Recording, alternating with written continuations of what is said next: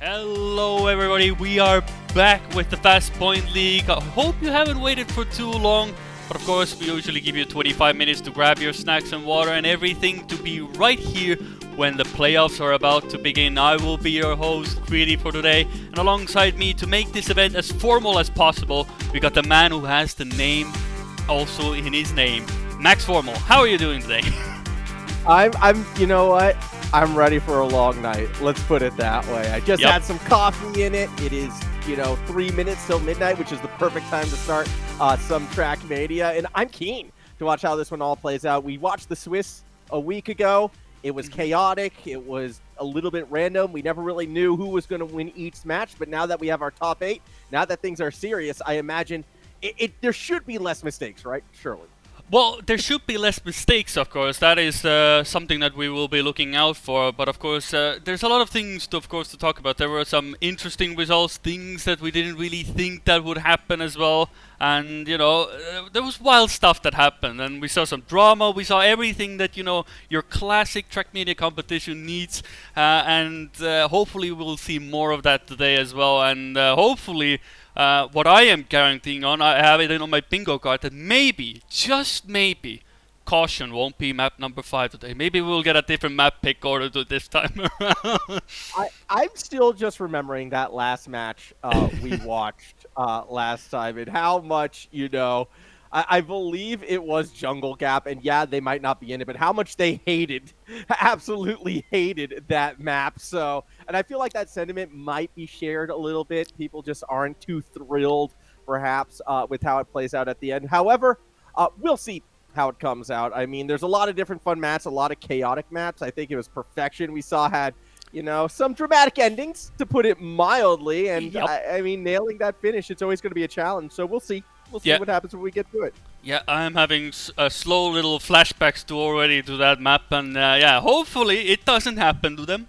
But for the sake of us, hopefully it does happen, so we can go all wild, all nuts, and just be like, what just happened? Again, like we did last time. But overall, I'm really excited. The teams who got here definitely had put in a good amount of time. Maybe Epos would say that he only put in 2 hours. Maybe he's practiced a bit more this time. Who knows? But that is not the topic of contention for right now, because the actual teams that we will be seeing for the first match of today is Wild versus Bracken Esports, aka Wizzy and Stuffs versus Ixoby and Tomix. And to be honest, I can't remember that we saw very much of Bracken Esports, because we ended up seeing a lot more of the other teams, or we constantly kept chasing around. So I do remember the adventures of Stoops and Wizzy a lot, because they kept crashing a specific palm tree on piers, I remember. But for Bracken Esports is a bit of a different story, I believe. I can't remember that we saw that much of them. That it sparks into my head, unless you can remember a bit more. I remember we saw a little bit of bracket. I don't think we saw a full bracket match, but I think we jumped on them once in, I want to say round, maybe not round 3, because that was a quick one. Although we only covered a quick one, so I think it was round 3. I think we jumped in and saw a little bit of them against Best Hill, if I recall correctly. But either way, it's not like we got a full bracket match, so it's not like we really got a full in-depth dive to what they're all about. On the other side, I feel like, we saw a lot of Wild, if I remember correctly. We saw them, we saw plenty of them. We saw plenty of them. We also saw them against Best Hill, if I recall correctly, in round 2. Yeah, we saw some good stuff from them. I mean, Stoofs was doing some amazing times as well, and Wizzy, when alongside him when they got the rounds going, immaculate as well. But sometimes it really felt like some of the trees on the tracks were really magnetic towards the Wild members, or anything that was remarkably possible to be magnetic on the map was. So we'll see how things will go. I'm sure they didn't feel like, I remember seeing at least tweets from them as well, that they didn't feel like they did the absolute best they could have done as well. But now they're in the playoffs, so now this is where it actually matters. It doesn't matter if you came here first, 8th, whichever place you got here as long as you win, you can win the entire tournament.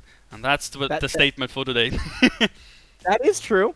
However, I think it does matter a little bit for, that team that kind of came through in 8th, Atrina having to go up against Gravity in the first round. Don't Fair. necessarily favor their chances, but it's double elimination, so it's not like it's a one and done, right? So even if you falter at the start, you do have that lower bracket to bring it back. So plenty of opportunity for these teams. I believe we're going to be following the upper bracket as much as possible until we're forced to go down to that lower side. Either way, we should have at least 6 full matches for you throughout tonight, which means it's going to be pretty dramatic. I imagine our picks and bans are going to be starting any moment now as well. We should be familiar with the 5 maps at this stage. All of our drivers should know them, and there are only 5 in a best of 5. That means you could see all of them at least once, and oh boy, I'm curious where we go. Yep, that is indeed true, and I mean, I believe that to my belief at least, that they have actually done the pick and ban. To my knowledge, at least from what I've seen from the in-game chat. Spoilers: Caution is the 5th map in this case. So I believe the order is Piers, Perfect, Frozen Waves, and Wavelength. And the rounds are not live yet. As far as I know, they are still just sort of getting everything done. I believe there is some asset thing that they are working out, so it will be displayed correctly, but it only gives us more time to actually, talk about things. And to be honest, there has been a change. Wavelength is not the first map in the pool, so, things are looking up that we might see something different than, what we've been used to seeing, aka the same maps in every time in the same exact order. I mean, yeah, because normally Pierce was 3rd, right, instead of Perfect. Yeah, I believe first was usually the 3rd map. Yeah, so I believe the order was usually Wavelength, Frozen Waves, Piers, Perfect, and Caution. That was the 5 that usually went up. The rest, well, maybe you had like one map, shifted one spot. And maybe the other, but other than that, it was basically that, and that was basically it. But already today we see a bit of difference. I mean, I believe a lot of people also saw, how other people drove as well. So maybe that you can take that into account as well. Maybe people were sort of testing out the group stage, doing the same thing over and over again, and maybe keeping something secret. It was Frozen Waves, right, that had some teams would wall bonk and some teams wouldn't. That is indeed correct. Yeah, so I'm curious how that looks out, because I think the wall bounce was actually the faster line. Eventually, we found out, maybe by a 10th or so, but that's always important.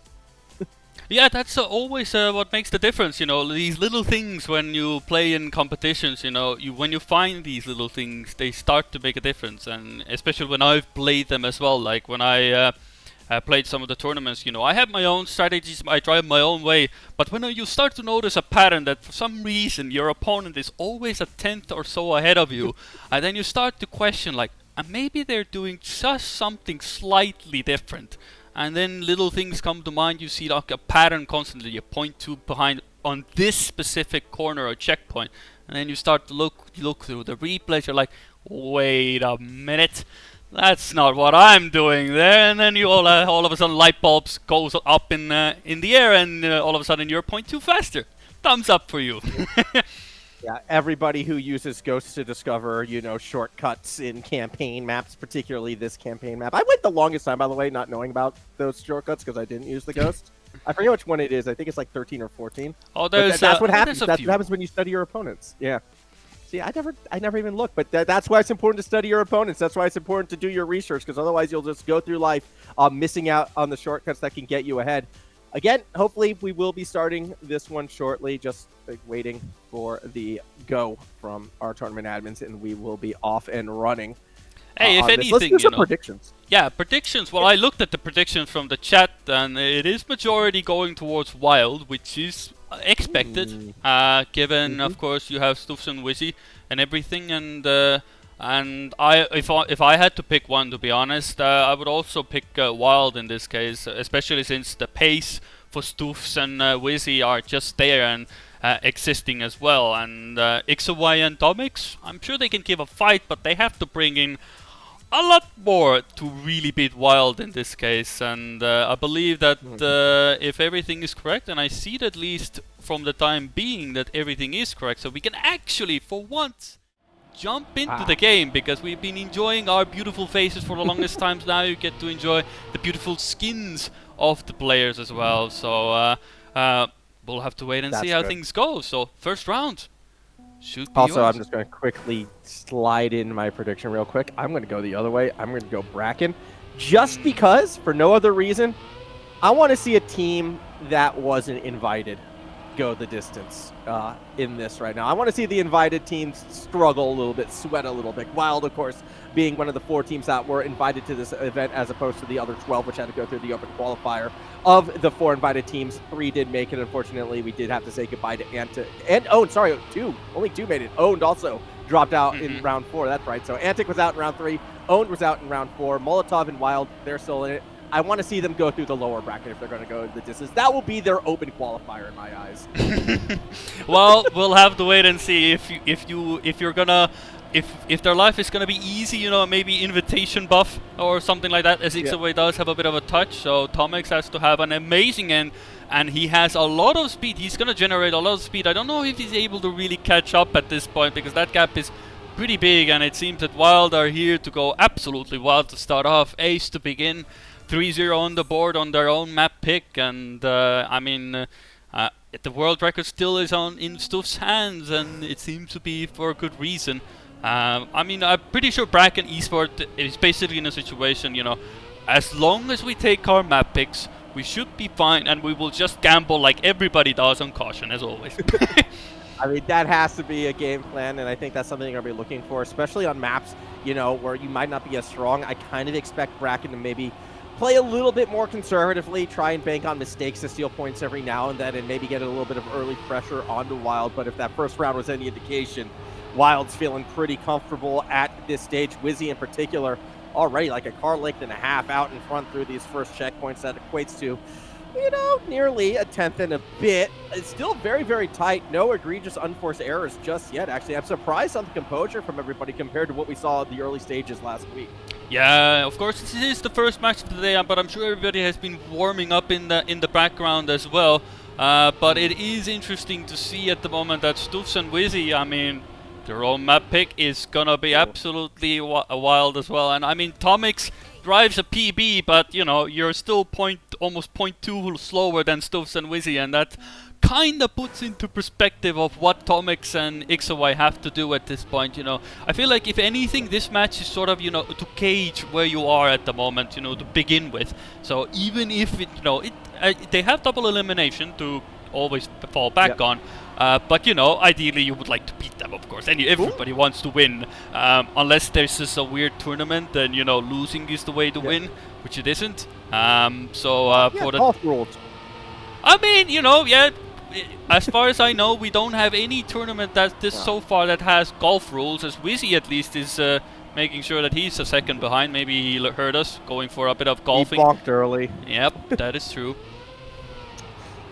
It was rough. It was rough for Wizzy right now, but this is exactly what I was talking about before. Bracken might be able to find something. Granted, the big point of difference that I noticed through those early rounds comes pretty much right here through what I would call the identity of this track, that uphill through the desert, through the dirt, and that's where we saw Wild make the distance before, and that's where we're kind of seeing Stuffs make the difference again. It will be a draw, so Bracken doesn't really cut into that deficit they find themselves in. In fact, we're 1 ace away from a team already with 2 from winning the first track. Yeah, they are making it look rather comfortable, definitely so. I mean, if you look at everything at the moment, you know, if you look, you know, I was about to say, you know what I was about to say as well, that everybody has 0% crash rate. And then I look at this round, well, apart from Wizzy, I guess, as everybody has touched the wall at least once at this point. Sir, what is going on at this point? Tomix is far behind. I mean, this is probably going to be the slowest round you will ever see in FastPoint League on Piers, as everybody has touched the wall at least once, if not twice at this point. Yeah, but at the same token, it also might be the last round up here. So we see today, because Script and Wizzy have a nice half-second lead, it looks like, over XY, and, well, Tomix is just well and truly right out of this. So, hey, remember what we said, though? If everybody crashes, then nobody crashes, just because of how that works. This might not be a recorded crash when it's all said and done. All up to XY, though, to keep this one alive super fast, up the identity. and makes up a bit of time. It's going to come down to the ending, and if I've seen anything of Wild, they really keep that last jump tight. In and through. Map number 1 goes to Wild as well. XY ruins the crash jinx. They miss the finish, and down they fall. Yep, and if you would just take a second off, you know, from Stuf's time, that would be a world record. But we are not living in that world. We are living in a world where it is 10-1 and ace, and it is a 102 on Pierce to win the round.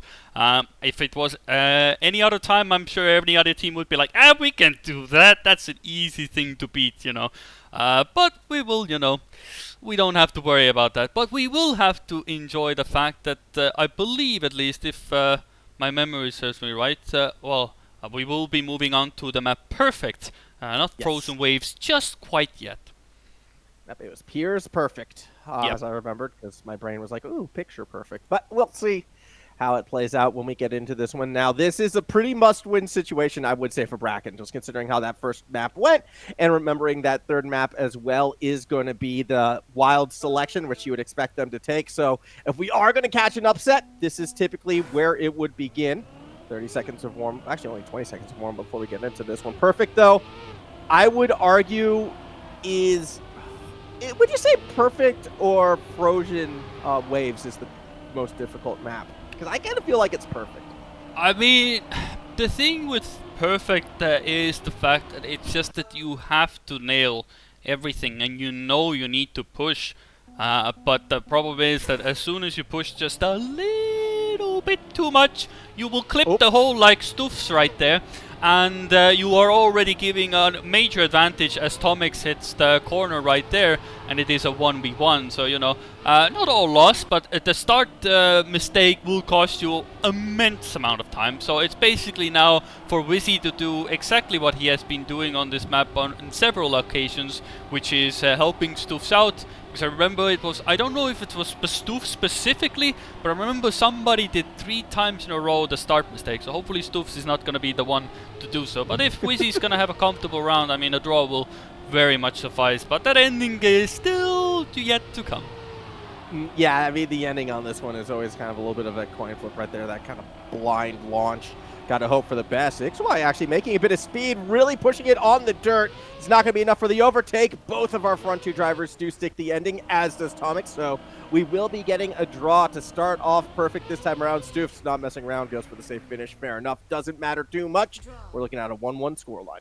Yep, and that is what, well, ideally, of course, you would have loved XY to be in first position, because as you alluded to before on the map, it is basically, if we look at how Wild did on their own map pick, it has to be a win for Bracken Esports. Otherwise, Frozen Waves is gonna be, well, it's always a coin toss, because that map is pretty insane to begin with as well. But still, I mean, Bracken Esports strategy is win here, and then we will go from there. Stufs, again, maybe not with the best of starts, but Tomix also. So again, XY and Wizzy are the ones to set the pace, while everybody else is, you know, catching the drift here. But it's sort of turning into, again, a 1v1 up front and 1v1 at the back. Oh, yeah, Tomix actually dropping back. I'm just thinking about it right now, though. It's goodbye. All right, that's where XY was going. Fair enough. Wizzy should be able to coast to the finishes. Oh, no, Tomix falls as well. We're looking at an ace situation for Wild. And, well, if they stick the landing, of course. But to go back to the map selection point, it's always, I think, very ballsy to pick a map where your opponents hold the world record. I mean, you know, it's PBs. We know in Trackmania personal best means absolutely nothing, especially online ones. You know, if you cannot drive them in rounds, what's the point? You know, you can have a world record, but can you do that in rounds? Yeah, that's the difference. Wizzy's won the first 2. I'm just putting that out there. Wizzy is 2 for 2 so far in winning these rounds as well. No, statistics aside here, Max Formal, you know, you gotta look at the bigger picture here. Has Stufs crashed every single round so far? Yes. Wizzy crashes now? Yes. Now it's Stufs has to do something to get the job done. XY has always been up in front, but hopefully he doesn't go off the edge to the sunset this time around. So hopefully he can actually get that first position, because they need it. And currently XY is attacking, but Stufs is right on his tail. Tomix is, you know, shadowing. Maybe Stoofs touches the corner of the dirt somewhere, but you can gain a lot of speed here. Stoofs, does he lose the gear? No, he doesn't, but he goes for the safe win. Tomix also goes for the safe finish, you know. I don't think he had the speed for it, but Wizzy almost overtook him. Yeah, Wizzy almost sniped at the end. Again, there's a significant difference between the safe and the risky finish, but unless you are 100% confident, you have to go for that safe one here. We've seen too many drivers kind of just stuff up that ending as we get ready for this next round. Still only a 2-point lead in favor of Wild, but at that same token, they win this round, they're going to go to track point. So a little bit more pressure from Bracken to kind of continue their forward momentum, but I feel like so much of it is reliant on Wizzy making a mistake, because unless they bonk or unless they crash, Wizzy is still looking the most comfortable, not just on this track, but like on the day so far. I mean, it is. You have to feel comfortable today. I feel like that is the name of the game. If you get out of the gate right away, as Ixaway absolutely does not make the turn and crashes into the hole, it puts all the pressure on Tomix. It is first place, or it's gonna be a pretty rough start to their map pick. And I believe, yeah, he lost the gear as well, so he has to go for the safe finish. Does he make it? Oh, he actually gets the speed enough for it. I thought he won't be able to make it, but I guess he was able to get the acceleration and the gear just right to make the jump. But there it is. It's still a victory for Wild, and 7-4 on the board, and one ace away from taking another track point.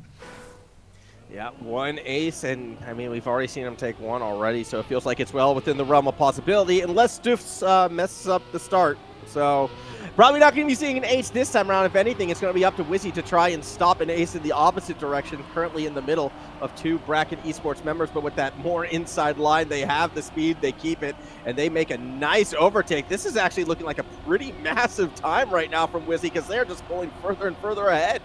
Yeah, he's definitely making full advantage of the fact that he has been up front in majority of the rounds, and Tomix and Ixaway can only just see as the blue dot in front of them, or at least the wild car skin, becomes ever so smaller on their screen if they have cars on, or at least one of them that does toggle for a moment to check where everybody is. But they do have to push the end and hope Wizzy makes a mistake, but usually Wizzy does make a precision. It is actually Tomix who touches the wall, but that's what the safe finish is for, and it is a draw, and Wizzy is just holding the front at the moment. As soon as Stoofs has a bit of a moment, Wizzy's like, I got you, homie. I got you. And first place on the board, and it leaves Bracken Esports with just a few crumbs and a few points, and Stoofs again touches it. It's 3 times now. 3 times that has happened already, Max. 3 times. And he touches the corner as well. Yeah, it's not looking good for Stoof. So again, kind of like, all right, Wizzy, just go ahead and get that draw. Just don't get aced, really. Anything but an ace. And I think Wild will be quite happy, only 2 points away from the finish. Obviously, they're not going to get the 2 this time around unless we see a crash from the Bracken Esports side. However, 2 draws, even, 2 round losses, will get them the win overall on this track. And so much of it is on Wizzy right now, who is making a bit of ground. Tomix, though, still there. And if Tomix can get a better line than that, maybe they'd have a better chance. A little bit wide, doesn't really make up that ground. And you can see they're a little bit off balance towards the end. If anything, Wizzy might be able to snap first place, launch across, and it is go to Wizzy. Tomix stuffs the finish. Stoofs can snipe it away, and that's how Wild wins track 2. Yup, I mean, just Wizzy things at the moment. Wizzy is at the moment absolutely unstoppable on this map. It feels like it's like Stoofs crashes, immediately Wizzy gets a buff on his car, extra few percentage of acceleration towards the end, and that's how you get it. We are turning this Trackmania into an RPGS game.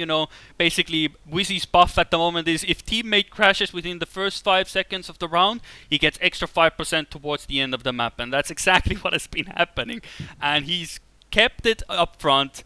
2-0 on the board for Wild, and we're going on to Frozen Waves, and if there's anything to go by, this is the map where Stoofs again should be up front, and it's going to be an absolute uphill battle for Bracken Esports to take something out of this. Yeah, I mean, again, this is the other map that I would kind of put on the more difficult end of the spectrum, because there's so many little areas where you can make a mistake. Case in point, in the warm-up, you kind of see Stoofs bouncing on that water section. We've seen a few drivers do that this turn as well, that they were coming up on. We've seen people slide out on the bottom and kind of run awry, not to mention you need a clean launch off the ice. That was something that I believe it was Wild, actually, that was doing incredibly well when we watched him play here last time. So we'll see how it all goes off. A really rough start for Tomix as everyone does enter the pool cleanly. Bracken, they need to win this map to survive. In fact, they need a reverse sweep, and they're not off to the greatest of starts. Yeah, I mean, you know, what ends well is well. Of course, Stoofs and Wizzy at the moment are making it end rather quickly for Bracken Esports, as XOY does get in the mix rather well and rather fast as well. But it is, he has to hunt down Wizzy at the moment, who's having a fun time throughout this match at the moment. I mean, he's gone. I mean, and Stoofs goes with a wallbang strat as well, compared to XOY, and it is better in my opinion as well, and he overtakes him as well, so ace position, maybe?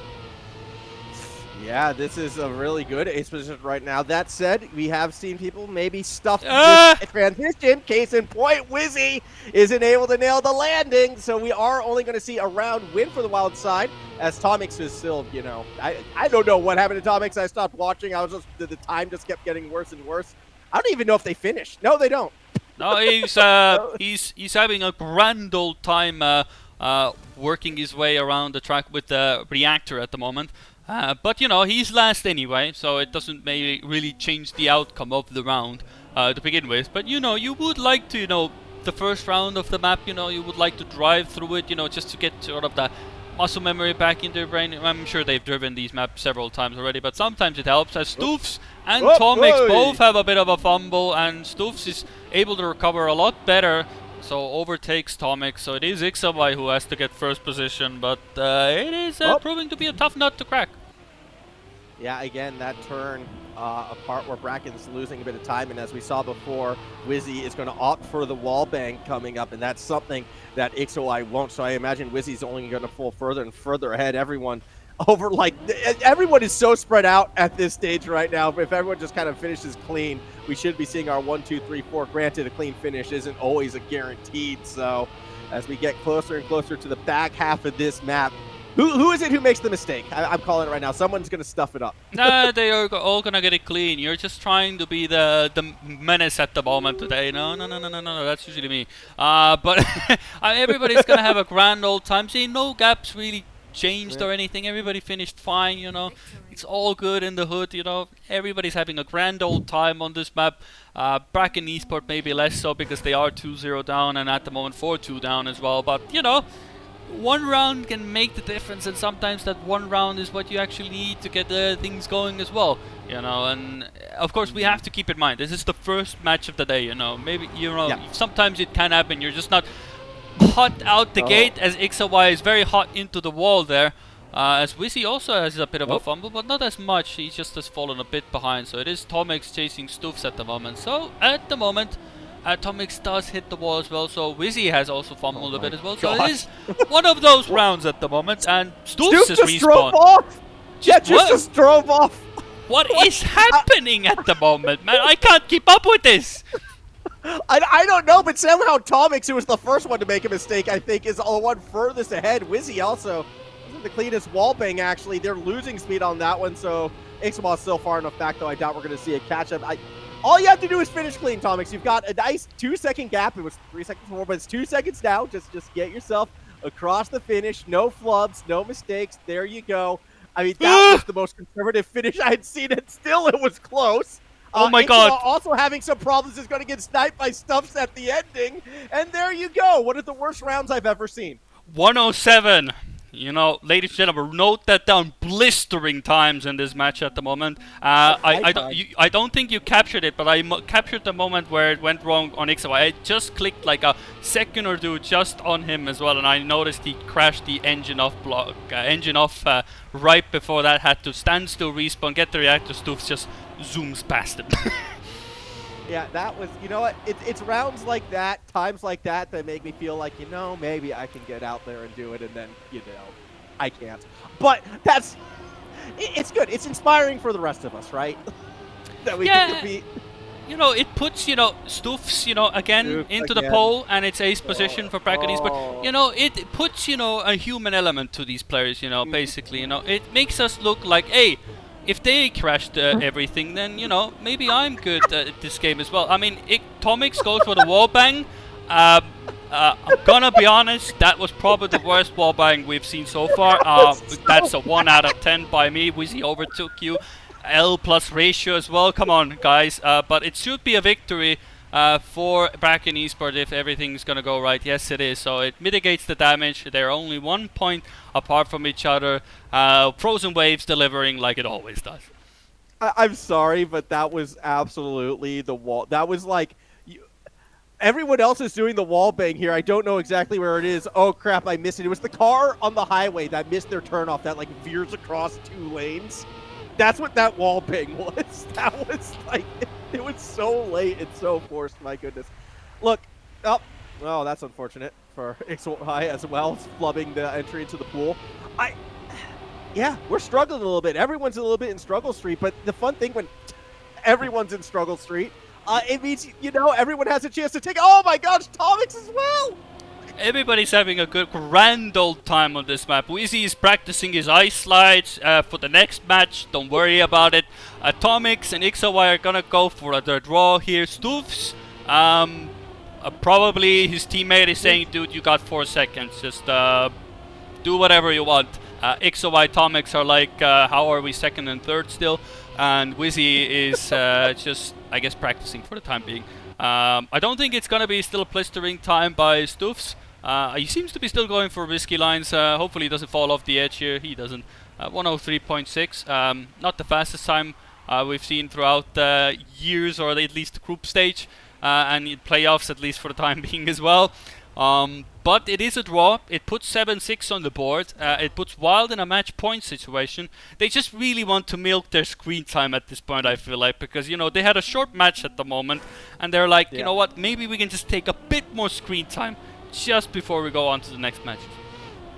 Yeah, it's just been a roughie. It's been a roughie for everybody, but I've been enjoying it, and more reason why this might be my favorite track to watch outside of maybe Control, but that's neither here nor there. This has actually been the cleanest start we've seen from everybody right now, and that could be problematic for Bracken because, again, I still think overall, if we're looking at the pace, it has been favoring Wild when, mistakes haven't been made. Stoofs, unfortunately, with that little bit of a bang, is now going to drop back into P4 and then has to reset because their line was atrocious, and they somehow bonked off the reset as well. So now it's up to Wizzy to try to maintain that draw. All they're going to need is a clean finish right here. Tomix is kind of dropped back a little bit as didn't really get the wall bang they were looking for at all. XY and Wizzy, top 2. Down to the last few sectors. Tomix still kind of hoping maybe for a mistake, but realistically, that 3/10 is pretty tough to overtake unless you stuff the dismount here. Everyone seems to nail it quite cleanly, at least our top 2 drivers do, and it should be a draw at minimum. Yep, at the moment that will be a draw, but wait. you say that, and it is a victory somehow because Tomix has made several other mistakes that we weren't able to capture in that end because we were looking at XOY and Wizzy all this time, and it is now 9-7. It is Trackpoint for Bracken Esports, but you have to ace now. And I'm gonna be honest, if this match was at the moment on betting websites, the bets will be already closed by at this point because 9-7, Yep. We haven't seen any inkling that Bracken Esports has been able to get any ace at the moment. And if anything is to go by what we're seeing right now, it is Wild who are like, well, you want the ace? Well, come on boys, you can drive a bit faster. We're only like a 0.5 ahead of you already. Chop chop. Yeah, but that said, with the amount of unforced error 15 cased in point, goodbye Stoofs, I'm thinking ace still could be in the cards. Wizzy cannot afford to make a mistake, otherwise it will be a Bracken win. So all eyes right now on Wizzy, who has time, can't take it somewhat easy. Again, they can still lose the round, and they would be okay. It's kind of XY who has to try and get up. I'm sorry, it's now Tomix who has to get up there and make that pass after they made a little bit of a bonk mistake. In fact, Stoofs has been able to get past them as well as Tomix has just completely given up. They're spinning around. It's over. It's gonna be a win for Wild.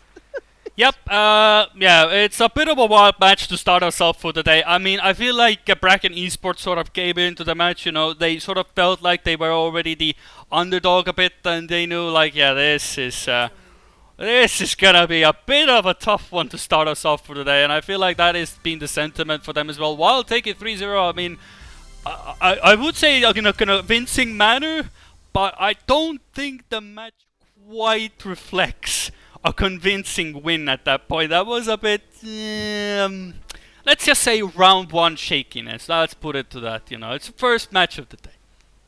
At risk of sounding a little bit toxic, I do leave that convinced that Bracken should be in the lower bracket. Maybe they'll turn it around there, but they definitely were struggling a fair bit. I've also jumped real quickly into room number 4, by the way, because that still is happening right now.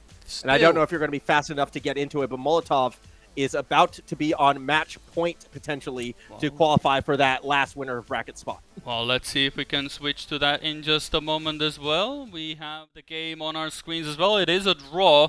So Poop Mandarin with Pupu and Marijn have to actually get the job done here. Well, they need an ace to first start off.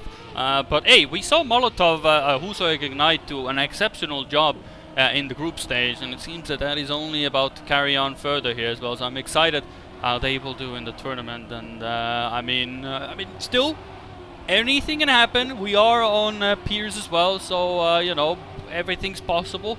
Whether it will actually happen is a different story. Yeah, I mean, Pierce, I still feel like, compared to Frozen Waves, this should be a map with a lot less unforced errors. But with the pressure right now onto Pooh Mandarage, will be interesting to see if they, try to push that little bit more, considering they need to find the ace. And Marjan is the one who is kind of in a bit of a problem position, as Pubar is out in front and has a bit of space through the hill. It's looking still pretty good for Molotov. If they can hold this even P2 or P... Yep, they'll be good. So it's all that P2 spot, which is held by Huso. They'll cross the line second and third. That'll be enough for a draw. That'll be enough for Molotov to advance to the upper bracket semifinal and go up against Wumbo. Yep, that will be very lovely jubbly indeed. And that is a quick way we get a quick sneak peek of what Molotov have to offer. Well, in that round, they really just had to get the draw. So nothing much really gained there. But apart from that, at least, we have to, look at the overall standings at the moment. There should be an exclamation mark bracket as well, if you want to take a look at the bracket yourself as well for the time being. And if at least when I see from the scores as well, everything was 3-0 at this point. So it was Gravity versus Eterna was 3-0, Wild versus Bracken we saw 3-0, Vumbo beat their counterparts, Best Hill at 3-0, and Molotov won against Poop Mandarin 3-0. So I would say expected winners from all of those matches, but now where do we go from here? Well, I think we're going to go to that upper bracket semifinal. I expect to do Molotov versus Wumbo, but we will probably wait to find out. I believe we get to throw to a little bit of break now, right? While everything gets to set up. Is that the go? Well, we will go on a break. Whether the players are going to give us a break is a different story, but we'll have to wait and see. But, I mean, for the time being, we can go on to a little break and enjoy a bit of pastime. We will then decide which of the matches we will pick as well between the two upper bracket ones. But until then, we will enjoy a bit of a break. It will be approximately maybe 5 minutes. If we jump in earlier, well, we will see then. But for the time being, we will be right back.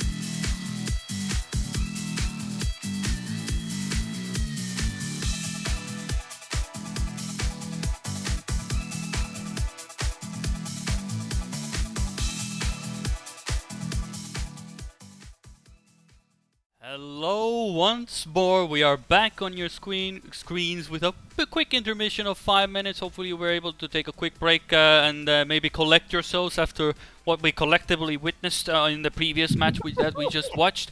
It is me and Max still in the booth, and whether our brains will be there after that match as well, we will see after this one. The upcoming match between Wombo versus Molotov Gaming. Yeah, I mean, I don't share my brain. I'm going to be real, and we're only going to be losing more of it as we go on. Oh, look, definitely. It is a rematch, Wombo versus Molotov. They went up against each other, Swiss stage, I believe it was round 2 last week, where it was a Wombo 3-1 victory, and I'm a little bit nervous with the way how that first round went. Yeah, Molotov may have gotten that 3-0 win, but it seems like this is a day of favorites moving on. Yep, this is looking to be like that. Of course, we didn't see how Ignite and Huso played in their match.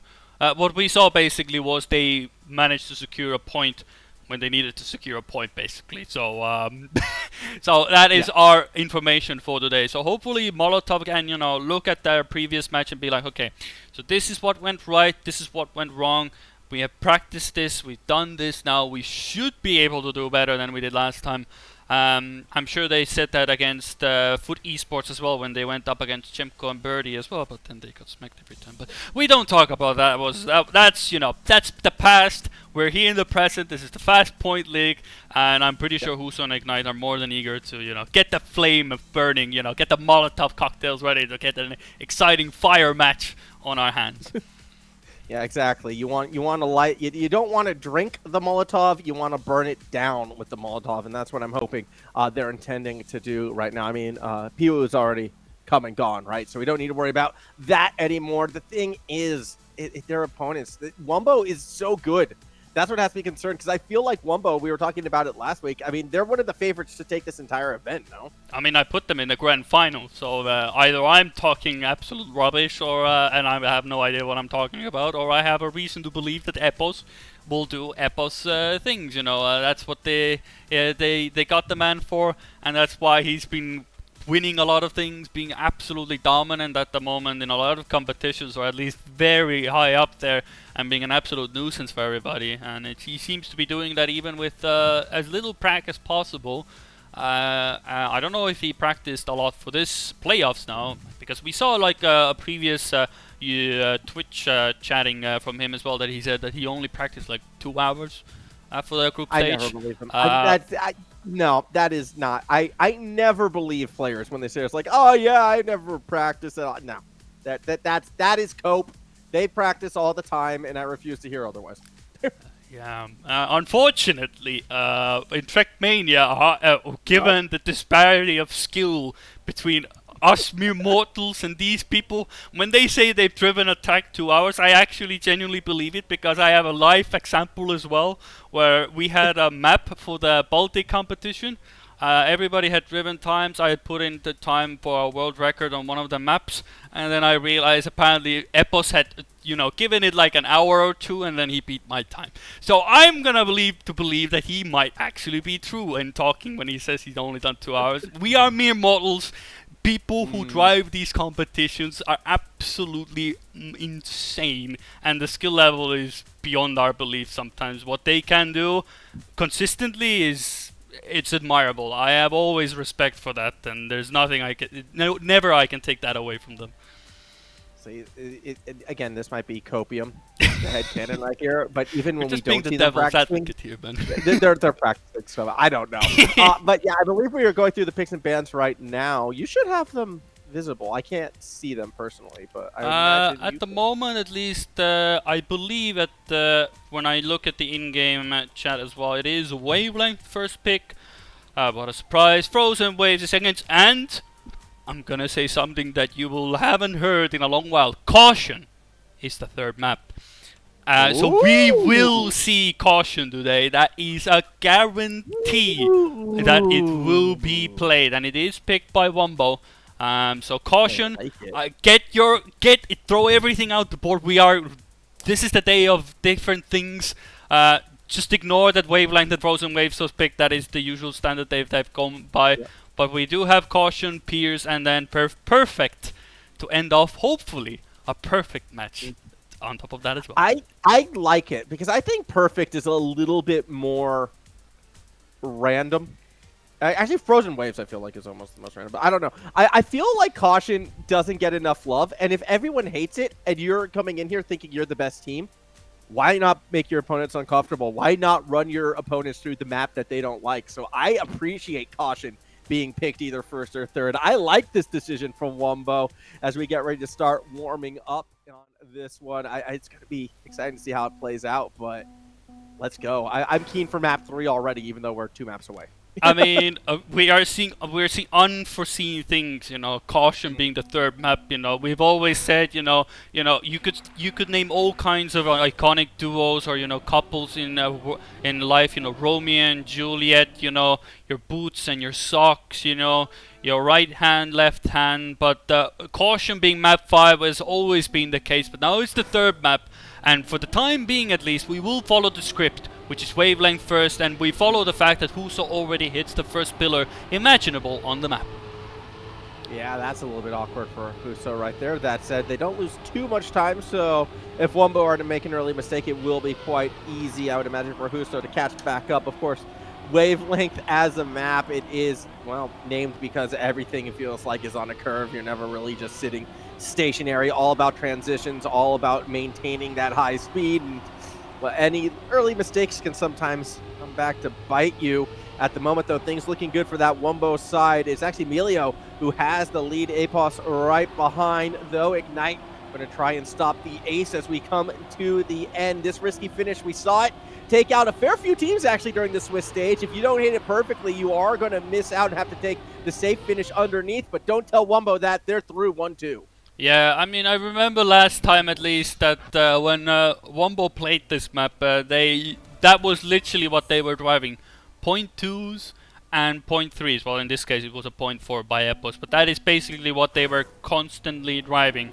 And if you look at Ignite's PB at the moment, eerily, and Huso's as well, it is a 0.2 and a 0.3. And Wumbo were just like, well, yeah, that's our round time. What are you gonna do about it? It's definitely going to be forcing, I think, Molotov to really push themselves. But who knows? That's sometimes when, when you get tastes of greatness coming out. I'm not writing Molotov off just yet, but I am going to be expecting a lot from them if they are going to overtake Wumbo, at least on this first map. Yeah, this is definitely, of course, it's an ace to start you off. Of course, we've always, people have talked about, if you get an ace to start off, it is definitely a good mental fortitude to start off. How did Melio not clip that hole is beyond me. That was a pixel away from being an absolute disaster. What it is going to be an absolute disaster possibly for Molotov, because Epos is also in the mix now, and they have to full send the end for the speed. And it's an eco. But Epos was the first in the last checkpoint, so unlucky for Huso. Should have been faster, and it is 6-0 on the board. I love the line Huso took. I know it didn't work out, but Huso went from 4th to 2nd, and that's an early bonk. So there you go, Emilio. Not pixel perfect that time, already kind of out of the running for this round, and Molotov, they're going to start climbing back. They need to make sure, though, that they don't draw. Someone has to finish in front of Epos. Yeah, they have to get something on. Ideally, they would love to have just, Epos, can you just, like, one round, just give us that, we are 6-0 down, so let's make it a bit more competitive at the moment on the scoreboard. I'm sure you would only like to give us 1 point, make it 7-1. But we're here, here to have a competition as well, and Huso does touch a bit, so he falls out of it, so that's already out the gate. So it's Ignite and Epos up in front, actually fighting for it. I mean, again, Epos is looking to take that first checkpoint first. Will it actually matter this time, or nope, it won't, because Epos is gonna make it look absolutely effortless. 1 and 3 for Wumbo, and it is 8-1 on the board. Hey, Molotov get a point. That's the best they're gonna get out of this, I feel like. I mean, if they get another victory, that might be 2 points, that's nice. That's better than 1. It is. We'll see if they can put it together. Something I've noticed as well, when it comes to like the final checkpoint coming to the end, you can kind of tell who's taking the more aggressive line just based on how close they are to the inside of the second to last checkpoint. And that, I've noticed, the closer you are to the inside, the more speed you have coming into the end. Huso had it 2 rounds before. That last round, it was Epos who was just right on it, and that's how you saw they made about a 10th of a second on that last checkpoint. It's why, even though it's one of the shortest gaps, the last checkpoint, I think, is arguably the most decisive in determining who wins and who comes in second place in a round. So keep your eyes on that when we come to the end. Who's taking that line the tightest? Because they're the ones that are making the biggest risks. Yeah, they're taking the biggest risks, but at the moment that Melia is on a round and a half at the moment, just absolutely flying away from the Molotov members. Up, of course, as soon as I try to compliment somebody, say that they are flying towards the sunset, he hits the finish block, comes in fourth, gives ace to the Molotovs, and Molotov mans rejoice because they have 4 points, and I only gave them 2. I also want to point out Huso was the tightest on that last checkpoint. Finished the round in first. Now, maybe that wouldn't have happened if there wasn't a little oopsie-daisy at the end, but it worked out that way. Unfortunately, when you want to talk oopsie-daisies, well, Huso had a very, very minor one at the start. Epos has a much bigger one right there through the turn, though, so it's going to be up to Melio to try and bring this one in. At best, Wumbo perhaps is looking for a draw right now, but even then, they need to stay out in front of Ignite, who is really pushing it. As we get closer to the final checkpoint, goodbye, Ignite. That's a mistake you don't want to, well, see happen at this stage. Huso as well actually running into problems as we get near to the end. We see a pass for third place. Wumbo right now about to win the track. Ignite spun out a little bit too far. Too much of a slide means no chance for Molotov at the end. Wumbo claims the track. Yep, and that little mistake is enough that Epos was able to claw their way back in, and Epos went for a really, really tight jump in the end. He didn't even have to do so.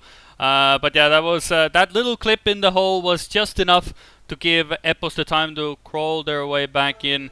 And as expected, Wumbo take them at point. Maybe not in a way that they maybe expected it to come to, giving away that one ace, but you know, does it really matter in the end? You know, you have a track point, that is nice, and your opponent don't have one, so now you're on frozen waves, and you're gonna have a great time, as we saw in the last match, right, Max? You know what? I have faith that these two teams are going to make this one a lot cleaner, a lot less sloppy, and yeah, maybe one or two drivers might make a mistake every now and then, but we're not going to get, like, on average 3 crashes around, okay? I have high expectations now. Yep. High expectations only. We're here to see the best of the best doing the best of the best. And we'll see how Frozen Waves absolutely annihilates any sort of that sentiment and makes you understand that, you know, these people are still human at the end of the day. But I keep wanting to call Perfection the toughest map, and time again, Frozen Waves just proves me wrong. I mean, this is the toughest map. The thing is, do you call it the toughest map, or is it just that there's so many things that go simply wrong? In that sense, you know, it's just that, you know, what do you consider tough? Do you consider a map tough that is constantly, well, Melio at least finds that wall is very tough, solid material, you cannot go through that. Did it twice. Yeah, but to go back to my point, like, what do you consider a difficult track? A track that you constantly have to fight for the best pace, or the track that you just have to survive? It's very hard to put that into perspective. I'm sure everybody has their own opinions on that, and it probably depends on the situation. But for the time being, it's basically a case where you have a Wumbo sandwich with Epos, a lot of air in between, Molotov Gaming, Huso in the pool, but Melio is so far behind that it's not going to make any sort of difference. Huso can go into the pool, cool himself down, grab another Molotov, come into third position, and Melio is still not there. I think to answer your question, the tougher map is the map that's tougher to finish. No, like I'm just gonna throw that. I maybe I'm too literal with it. I get what you're saying though, because a tough map could be one where, you know, where you need to find that last 1/10 of a second, and it just is impossible to find. I understand the difficulty in that as well, so I do hear where you're coming from. But when you're bad like me, it's the map that you can't even finish. Then that would be this one. That is also a good sentiment, you know. If you are gonna be 11 seconds behind from your opponents, then you definitely it's a worthwhile contention to think that maybe something has gone wrong. Just maybe. I'm not a professional, but maybe something has gone wrong if you're 11 seconds behind. But if anything is to go by, this round is not one of Goodbye. We go on to the next round, hopefully, where it does not happen, as Wombo, Epos, and Melio are comfortably in an ace position, and we are still looking for a clean round by all 4 players. We've yet to see that today, I believe. So, yeah. Even last time we were here, we didn't see it before. You know, with Wild and Bracken, and we haven't seen a 4-driver clean round yet here in our semifinal as well. Although this is very clean for Wombo. I mean, they're going to finish right next to each other, 0.05 of a second separating Melio and Epos as they get themselves the ace and advance to a 4-1 lead. yeah, I mean, I did say in the early beginnings, you know, that Molotov are looking to make a different result than they did in the group stage. But it's definitely proving to be a lot more difficult, and I feel like also, you know, this is Molotov's map pick as well. I don't know who their coach is, but that coach probably is pulling every single hair out of their top of their head at the moment, because that is not what they would love to see at this point. You know, if you pick a map, you would intend to be in the lead for at least once. But if anything is to go by, you know, everybody survived so far. I have to emphasize, so far. Yeah, I mean, we'll see. Oh, well, yeah, that looked a little rough for, I believe that was Huso, who kind of clipped a little bit and lost a fair bit of speed. Wallbangs taken by everyone except Ignite as we go through the engine off portion of the track. And Ignite, you can see without that wallbang, loses a fair bit of speed. I think they even had to tap the brake a little bit, which is just going to cost them. So 1 second advantage going through the final couple of turns. Clean dismount on the first ice section, and then a clean dismount on the finish. Wombo back-to-back aces, 1 away from taking this second track. Yep, it's definitely showing that, you know, there is still, you know, there's a reason why we put Wombo, at least I put, and I'm sure a majority of people put Wombo to be contending for the grand final spot as well. And Epos and Melio are very high-profile players, and they are not to be messed with. And as good as Huso and Ignite are, at some point there comes a position where you are good at the game, and then you're consistently good at the game. And this is where Epos and Melio are absolutely showing their prowess. Huso and Ignite are trying to keep up with them at the moment, and it's looking good. But Huso, every time he has clipped that specific hole, and it has not been different this time around, and the only way we get anything different is if Ignite takes 1 position over from these 2 players. Yeah, and that's going to be a challenge already, because even to catch Emilio, that's 0.2 of a second, and there's only a couple turns left. Granted, they could be dramatic ones, but it wasn't the easiest wall slide we saw coming from Ignite. A clean dismount from Wombo will probably put it away, and both those drivers, they look pretty clean to me. It's going to be the 3rd ace in a row. Wombo puts it through a 103.1. Pretty fast time. Very well done from the Wombo side. Yep, that's a very nice time as well. That is very difficult to drive in rounds. A low 103 is a very fast time. And we move on to Caution, where unironically, you know, usually it is the final map of the series, and unironically this might be the final map for Molotov Gaming. So, you know, no matter what it comes to, you know, a Caution just seems to be either doom and gloom for somebody.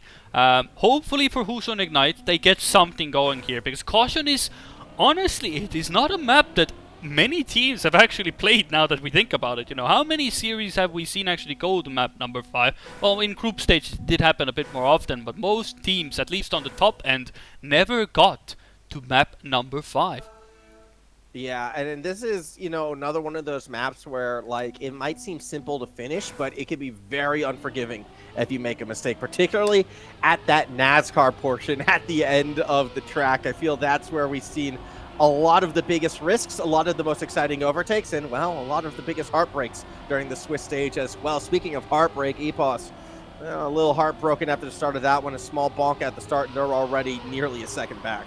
Yeah, but this is at least, if you want to make any mistakes, you want to make it as early as possible so you can at least keep in touching difference. He's still only like 0.7 behind, so one little mishap, you know, in the NASCAR section, we've seen a few fumbles where you have to release a bit too much, and in that section, speed is key, and if more so than in the other parts of the track. And if anybody does a too much of a, you know, a safe approach there. Eppo still has a chance, but he does give us a nice camera view of everybody involved. So if we do see something go wrong, then we will see in the perfect camera position. But it seems everybody's having a grand old time here. Yeah. But he's trying to catch up, but not quite. But he still gained 0.2 on everybody. So that's already proving to show that Epos is willing to send it, and willing to send it quite well. And you also saw exactly what you were talking about too, how if you have to take it a little bit more conservatively, you can lose a lot of time. It was Huso in particular had to ease up. I think it was the second turn into the NASCAR. They lost 3.5 tenths by the time we got to the end. And I know that doesn't sound like much, but you saw what that looked like in terms of distance. Epos was so far back, nearly caught him. So I will be curious to see if that kind of trend continues. You really have to hit that NASCAR section perfectly, especially against drivers like Melio and Epos, who you know are going to be sending it through that section each and every time. Yeah, they're going to have a grand time here, and we see that, honestly, if anything is to go by, I'm going into that territory again. Melio today has been absolutely phenomenal today. I mean, compared to the previous, in the group stage, he was having a bit of a struggle. We see Huso touch the wall a bit as well, but Epos was the one to sort of take the helm. But today, Melio is on his game, and that is going to be absolutely lethal as Ignite doesn't make the turn. He's still second. He's still second, but he somehow ruined it. He was on a good time, Max. I'm telling you, something is wrong with this universe. I need to switch dimensions or something. I mean, I'm giving a compliment to Melio. He looks to finish the map. I even switched cameras because I knew he was gonna finish, and then I see him respawn. What the hell happened? Well, sorry, I was too caught up on Ignite hitting the same wall 4 times in a row. So, you know, we're getting all of the oopsie moments out early in the day. We're still in the upper bracket. These aren't elimination matches. We're just having fun for now. It's the second half of the afternoon where things will get a bit more serious, I hope. Also, you know, not all the teams have the practice. I'm just coming up with excuses. I expect better from everybody. You know who hasn't let me down? Epos. Even though they finished 4th in the first round here on this one, Melio. And I believe that was Ignite, each dropping back already going into the NASCAR section. But Epos won't let me down. They're in front. They can just keep it clean. Nothing bad will happen. There you go. Oh my goodness. Oompa Loompa, that's a sub 59 as well. That's a PB 58.9, and that is what you have to deal with. That is a very nice time as well. And I mean, if you are in Molotov's position, if I was in their shoes and I see that time, I would be like, yeah, that's gonna be a bit of a problem. So who's doing well in the lower bracket right now? Let me just wait, what was the score for that team? I mean, we did really well against them in the group stage. I mean, yeah, I think this is a match where you're kind of gonna go, you know, hats off. You know, we tried, I guess, but hey, anything can happen. It's 6-2. I've worked my magic before. At the moment, Wombor having a great time, and they do not seem to be stopping at the moment. Now, see, the thing about curses is they only work when you don't want them to. Like, that's where the curse drives its strength. When you try to force it, it will always backfire and do damage to the user. That said, Wombo, yeah, I think they're coming across 1-2 right here. All they have to do is land this last turn. Nice Melio! See? Like that! That is how you do the curse! Melio hits the wall and Molotov finds a way to draw. I warmed up the bench of the caster curse, and you just sat on it and just comfortably went like, yep, this is my spot. Here we go. 7-3 on the board. Molotov keeps themselves alive. 1 ace, and you feel like there's a chance. Oh, you absolutely. Well, I don't know if I feel like there's a strong chance. There's always a small chance. It's a small chance. We can see them bring it back. That's a very good start for Ignite at the moment. Not so much for Huso, as they fall apart. That's, well, and there goes Ignite as well. So, what was that about there being a chance? Hey,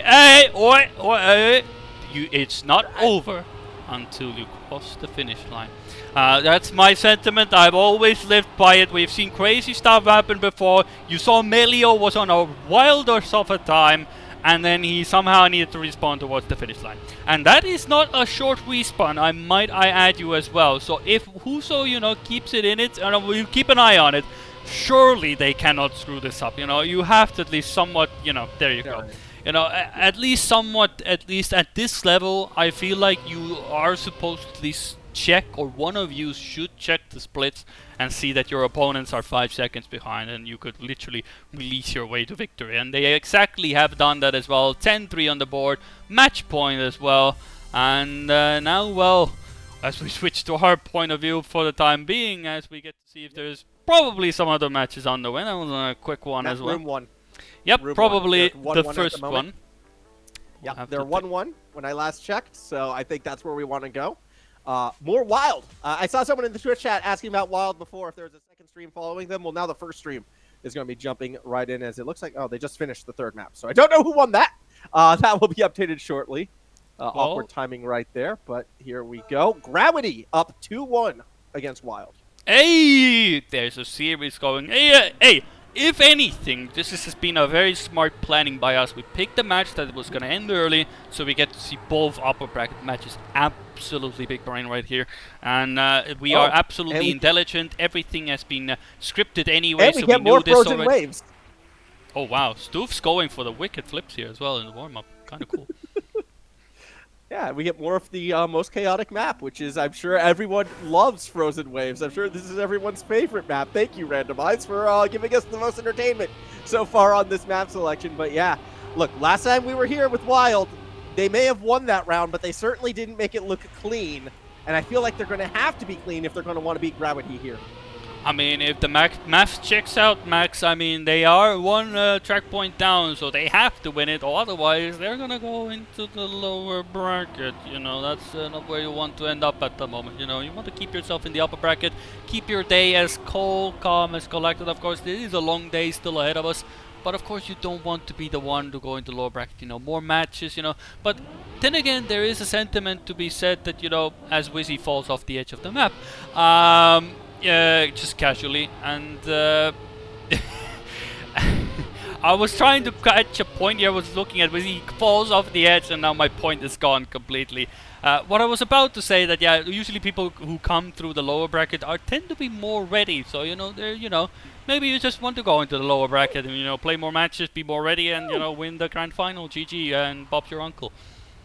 I'm also going to point out, yeah, it wasn't a PB, but a 103.09 is a very fast time for Stoofs. Like, that is not a time to slouch at. And if Wild and if Stoofs can continue to put down times like that, it's going to be very difficult for Gravity to get anything more than a draw.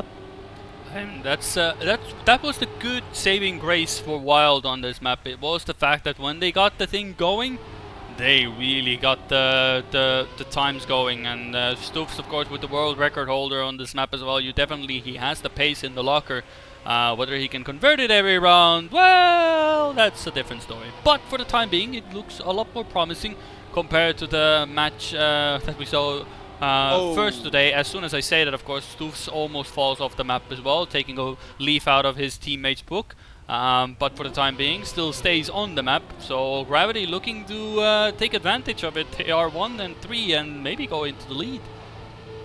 Yeah, I think they're looking very likely to, unless we see a mistake from either Jan or Marsley as we come through the wall ride into the couple last ice turns. Again, all about the dismount on this first bank. Wizzy goes a little bit wide. That leaves the door open. Marsley looking to overtake on the line. It's an ace for Gravity.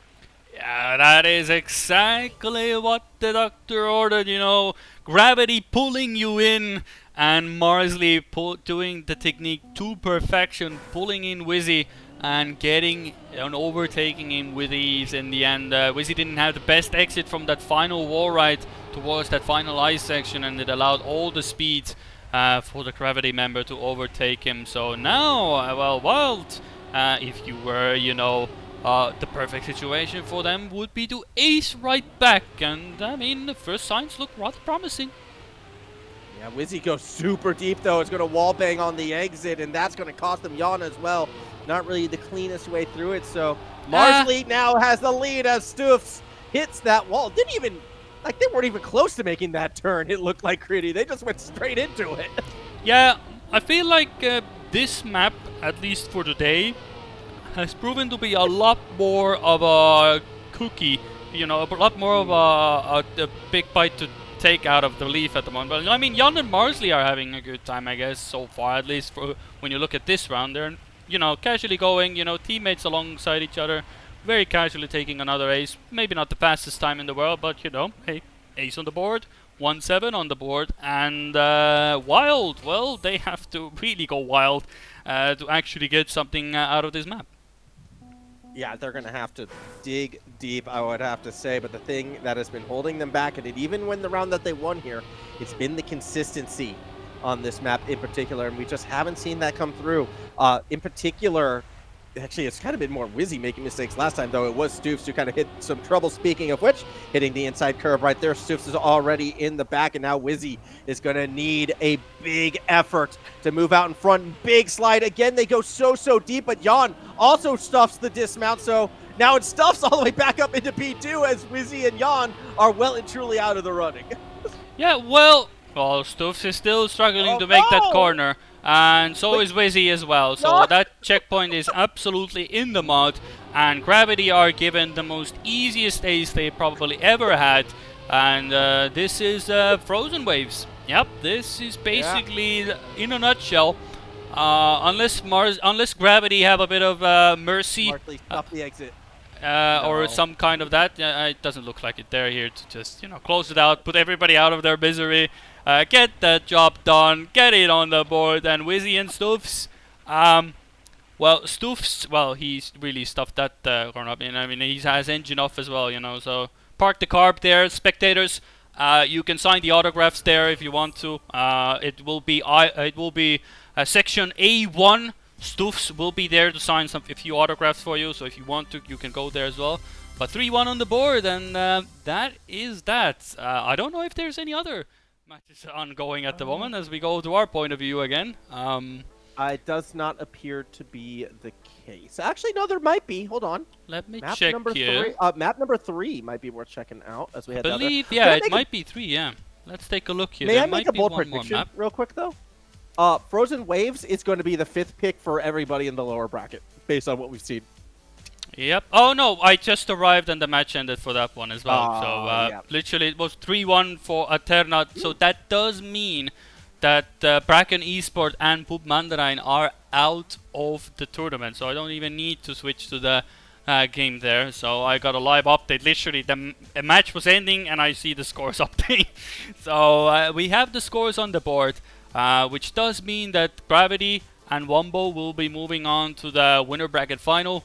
Molotov and Wild will be moving, or will be put down to the lower bracket, where Molotov will face Aterna and Wild will face Bestial. So this playoff has been, you know, either the players know that we are here for the long haul for today, and they're reserving their energy for the long haul.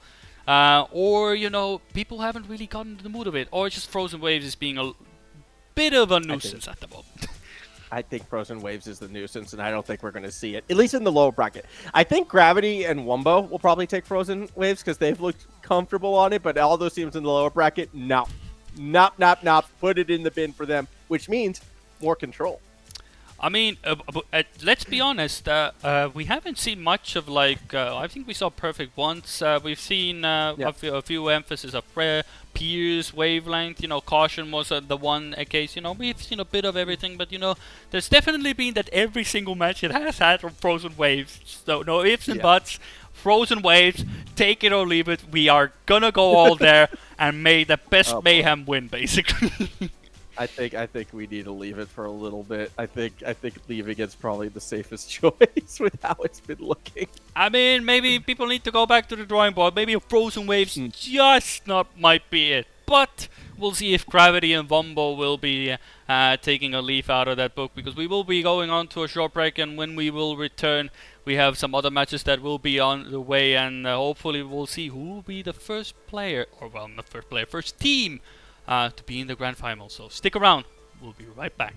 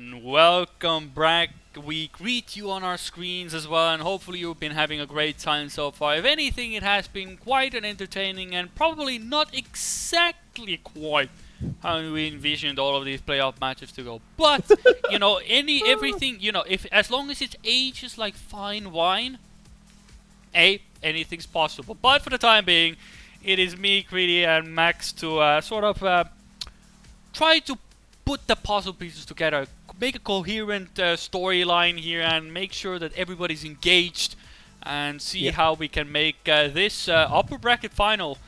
Hopefully the players will play along a bit as well. You know, we need something here. You know. Well, I mean, look, we've seen some pretty spectacular times, all right? It hasn't been all chaos and mistakes, and especially from the two teams that we have in our upper bracket final right now, Gravity and Wumbo. They've been the two best performing teams. That's why they're here. They've been the most consistent. They haven't been the ones fumbling and bumbling about on Frozen Waves. They've been the ones who've been able to nail it. So here we are. And even then, you could say like today hasn't been what we've expected, but the results have been. There really haven't been any upsets yet so far in our playoff day. And this is the winners bracket final we were expecting to see. This is the grand final preview we're expecting to see for as well. And I'm hoping we get a bit of a taste of how this one plays out. But right now, being completely honest, I mean, Melio and Epos, they do look like the team with the slight edge. Yep, and I'm seeing the in-game chat. Do you want to make an educated guess what the first map is? I'm going to go with Wavelength. You are incorrect. The first map is Frozen Waves. And then we will go on to Wavelength. After that, we will have Perfect. It will be Caution. And we will end up on Piers. So Caution, not the map number 5. At least one thing has changed today. That the map order has changed. Maybe that's the problem. Maybe they just all go back, you know, we'll just do the same map order every single time. And it will be the exact same 5-map thriller every time. Maybe that's what the problem is today. I think, like, honestly, it's more, let's just get Frozen Waves out of the way as quickly as possible. And I mean, I don't know. Again, every team has struggled on Frozen Waves, I would say, except for these two. These have been the two consistent teams on Frozen Waves. So maybe we'll finally get that Frozen Waves round where nobody crashes out. Yeah, but now you have that now you sway the the weights to the other side, basically, where you say, okay, now you have two teams that are doing very good on the map as well, and now you have to start pushing a bit more, and maybe you have to push a corner a bit too much. There's a hole there. The wheels just wide off, and you are on the other side of the screen. Either way, we'll see. I'm hoping, because this time at least, as you said as well, that these teams have, at least what we've seen on the screen, have putting in a performance that we have expected from them to some degree as well. Of course, everybody has the on and off round, but the expectation has at least met a reality, in my opinion. And if anything, it should progressively get better and better as they get closer and closer to the grand final.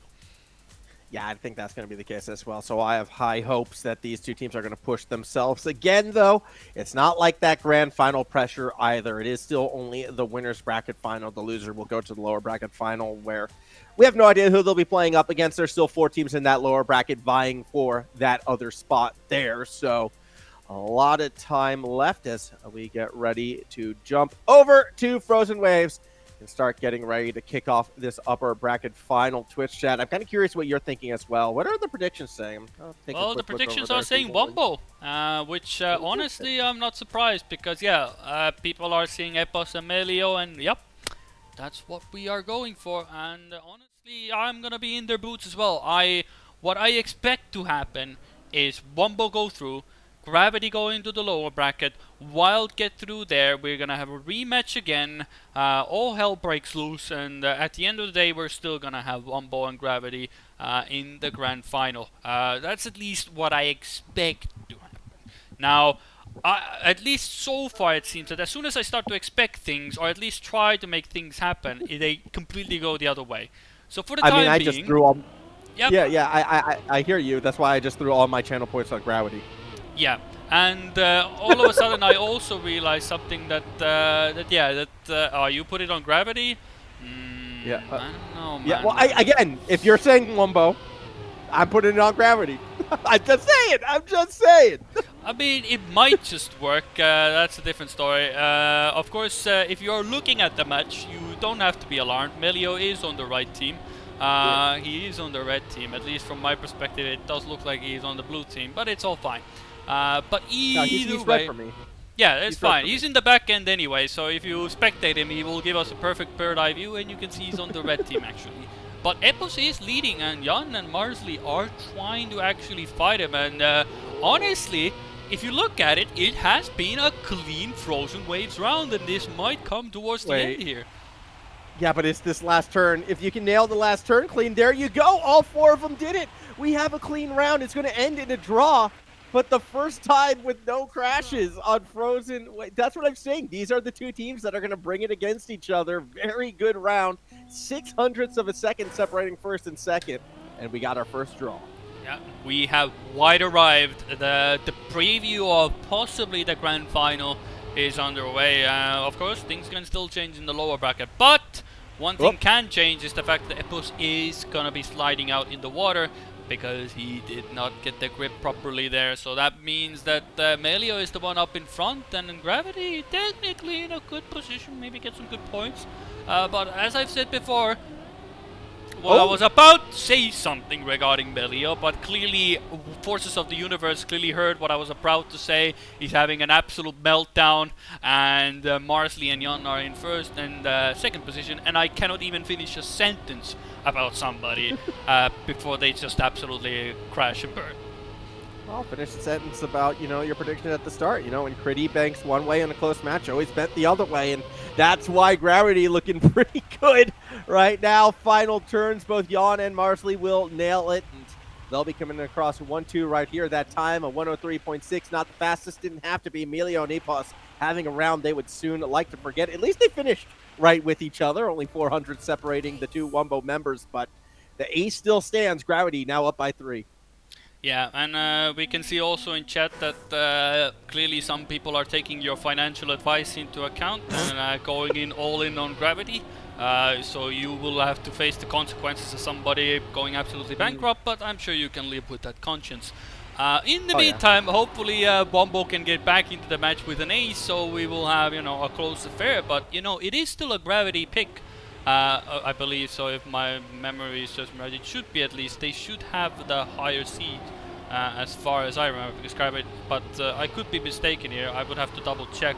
But they are doing well, and they're in an ace position again. Yeah, they are doing very, very well. That said, it's a very tight lines coming from Epos in particular to make up that ground. Everyone wall banging. And it doesn't look like Epos got the cleanest landing on that transition. So Marsley now pulling away in P2. Gravity in a very strong position to once again go back-to-back on the aces. Epos, though, has a little bit more speed. If they can keep up this momentum, they might overtake.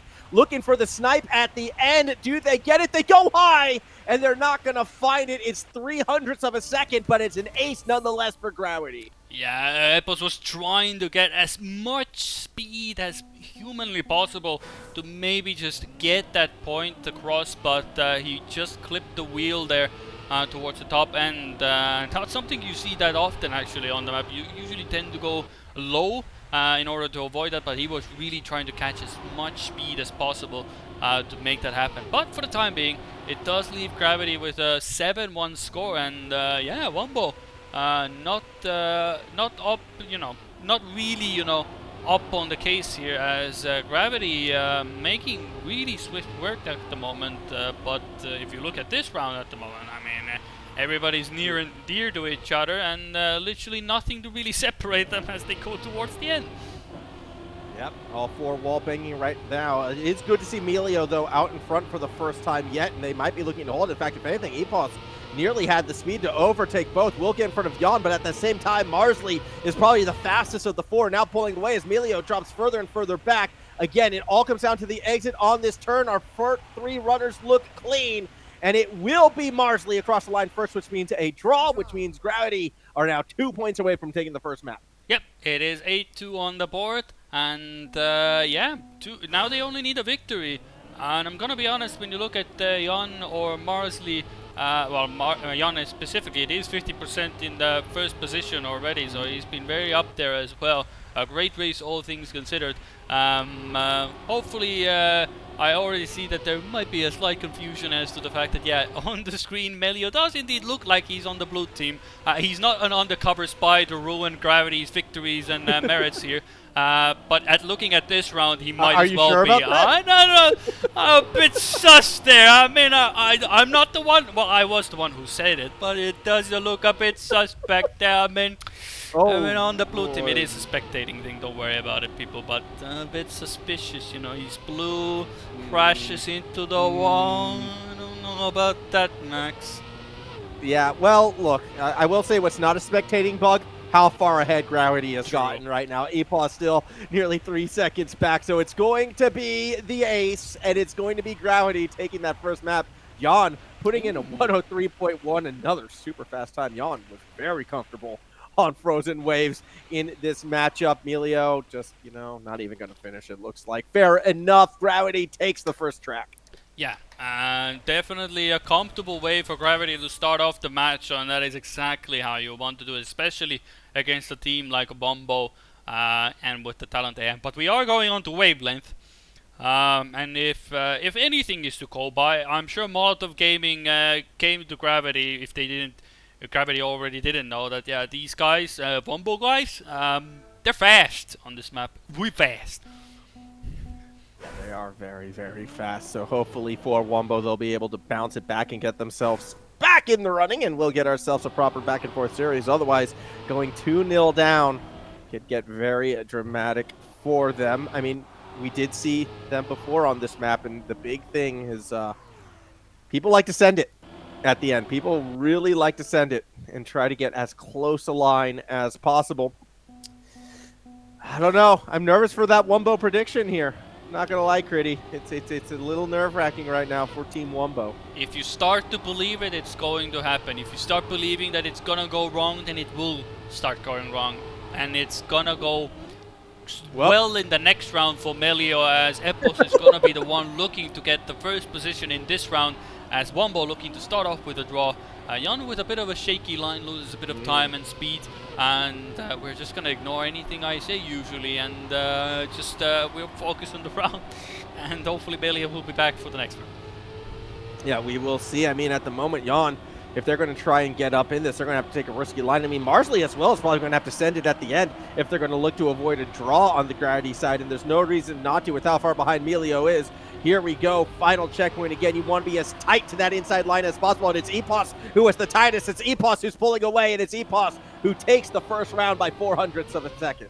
Yeah, it helps that you are the fastest, one of the fastest players on this map as well, and Epos definitely, and for Wombo especially, I feel like they really, really are like the best team on this map in my opinion. Epos and Melio, when they get the consistent driving going, everybody is going to be in a bit of trouble. So if they can get this going now, that would be lovely. And we see that Melio now in the running, so all eyes on everybody as they go through this dirt turn. You really want to get as much speed as possible, quick flick to get back to accelerating. And now everybody's just going for the tightest lines possible, and for time being, Marsley, I mean, looks to have a clean run, but he's already 0.2 behind. I'm just watching Jan's POV a bit right now, and they are driving pixels away, it felt like, from every corner, but alas, they've started to be a little bit more conservative towards the end, and they've lost that fair little bit of ground. Marsley, of course, the first back, who has the tightest inside line. I think it might have even been Jan who's going to start pulling ahead, but it's wide on the landing, which means an ace for Wombo. Equal time for the two red team members, and 200ths ahead of Jan. Yeah, I mean, when you look at the fourth place time, it was a 54.3. In any other match, that probably would have given you first position. In this match, fourth is best. You got to take it or leave it, So yeah, this is what Wombo puts on the board on this map. They are lethal. It's very hard to take anything from them. And once they get into the groove, as again you see on your screens, ladies and gentlemen, and everybody in between, Jan and Marsley looks like a clean run by anybody's standards, and yet you see they're almost 2 tenths behind again.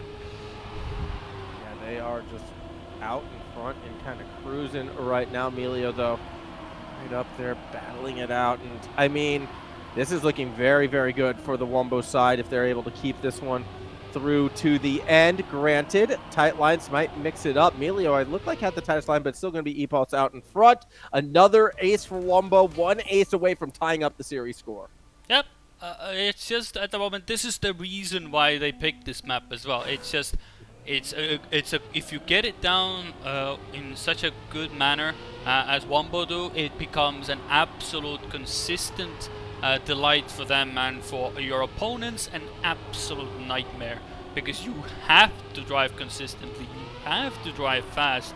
And even when you feel like you're doing a great time and a great job, you still find yourself 0.2 behind, and Jan finds himself even more behind as he touches the wall as well. So this is absolutely going from bad to worse. Marsley is still in the mix, so, you know, still possible. Yeah, they can still at least get a draw right now unless something crazy happens at the ending, but this is where Epos is starting to pull away just by a fraction. Marsley is going to have to really risk it to secure that P1 spot. They've got a little bit of a lead. They had the tight line if they can stick the ending, but they go wide, barely get sniped at the end, and Wombo wins the round. You've got to be so tight on that finish. Yeah, that finish is... That just is a perfect example of somebody who wants to finish and somebody who wants to win. And that's the difference in that finish, you know. You can clearly see somebody's going for safe, you know, I'm just going to finish. I don't want to make a big mistake and just lose a round winning time, and then Epos is like, haha, thanks for giving me that slight edge I need to yoink you on the line. And there you go. And that's exactly what has happened. And now Trackpoint for Wombo, and honestly... It has to be aces, you know, and honestly, it's been a really tough job. And with Marsley, or now Jan falling behind as well, unless Wombo have a show of mercy with Marsley and Melio hand in hand touching the wall as well, they just send Epos to the sunset, and I guess that will be it, unless Epos decides to have a bit of a fumble flub the here. ending. Nope, and it's a PB, almost. Yeah, just, you know. Teammate says, hey, you don't have to push, you know, I crashed, you know, just keep it safe. Yeah, sure, I'll just type personal best and win the match. What are you talking about? It's the pressure alleviated, right? As soon as the pressure's gone, it feels like you can get away with anything. Boom, PB. That's how it works. Beautiful round for Epos. Beautiful time for Epos, and we are tied, which is great to see. And no, we're not going to Pierce. All right, that was a fake. Don't believe it. We're going to perfect instead. Yep, perfectly done as well. And yeah, this is a map we haven't seen that much. If you are Stuffs, you have a reserved spot right there on almost 3 out of your 5 rounds. So Stuffs does have, if you want like a autographed section of the map, Stuffs has that section most of the time. No, nothing of course to say. It's just Stuffs somehow has had the worst luck just with that hole. But he's not in this match. It is Gravity and Wombo, and I feel like this is going to be an absolute banger, because they're all going to go until the end, and we're going to see so many snipes there as well. Yeah, I think so. Like, just sort of like, you know, wavelength. This is a track where snipes can happen at the end, as Jan's early round misfortune continues into round 1 here. A quick bonk is going to see them falling behind, and this has just been putting so much pressure, I feel like, on Marsley to constantly be in the front competing. The thing is, Epos has been also very, very strong, particularly in the second half of tracks. I expect that to continue here, and Emilio is still at times also like the fastest. Marsley in the 1v2, it's always a tough ask. Yeah, it's a tough ask to do, but you know, if there's one man to do it, it is Marsley, and I mean, he's trying. You can clearly see he's trying, and with a good line there, he will have more speed, but this entry is where it matters. And oh my god, how did Melio not touch the wall there? And they all finish, and what a round and a half. 54 ones on the board by 3 players. And that is what we really expected. But you drive a 0.1 and you get aced. That's Marsley, basically. That was Emilio as well, getting a PP and still 600s behind their teammate as well. Pretty crazy stuff. Melio, though, is now starting to fall behind. Epos as well, running into problems. So a chance for Gravity to ace right back if they could go through the rest of this round clean. Yeah, so basically they were like, oh, I'm sorry, guys. A bit rude there, you know. We all finished on a very good time, you know. Shake hands. We'll give you the free ace here, you know. You can, we can go back to 3-3 and, you know, even Stevens, you know, and we'll go from there, you know. So may the best line win, you know. We trade aces. And Melio has a complete fumble there as well as he falls off the map. So, you know, if there's anything to go by, it will be 3-3, surely. I hear what you're saying, and I don't like that logic because I believe you never give what your opponents are giving you. So if I was Gravity, I would have crashed it into that same wall and said, no, you keep your stinking points. This is also why I've never really won an event. Either way, that is an ace for Gravity. We are going to be tied 3-all as we continue with this one. New round coming up. Everyone. Oh, no. There's a little bit of an oops moment. It looks like Melio went into the hole. Yep. Went into Swifty's hole. Yeah, I mean, that is definitely, you're taking the leaf out of Stutz's book there. Stiff's hole. Sorry, yeah. Melio went into Stiff's hole. Yeah. Okay, take it as you may, everybody, but for the time being, Epos, Marsley, and Jan trying to be up in front. Jan giving us the best perspective of everybody at the moment. Epos is the one trying to keep everything, you know, nice and tight at the moment, as he has to hold out for a draw. Otherwise, it will go from bad to worse. The last thing you want is, you know, be a gentleman, give an ace to the opposing team, and then decide, you know what, we'll give them 2, put the price 1, as Epos has to fully send it in the end. He has more speed, but is it enough? Nope. Not quite. It was close. It's about as close as you can get without finding it. It is going to be now 6-3 for Gravity to start to pull back ahead on this one, which maybe it's expected. Again, this was their map selection. However, we've only seen aces. 3 rounds, 3 aces. Logic dictates Wumbo might be able to ace this one back as everyone lands the beginning, even gets around the pole. That's been where most of the errors have been happening, so we could be seeing another round similar to the first with all 4 drivers well within 1/10 between each other.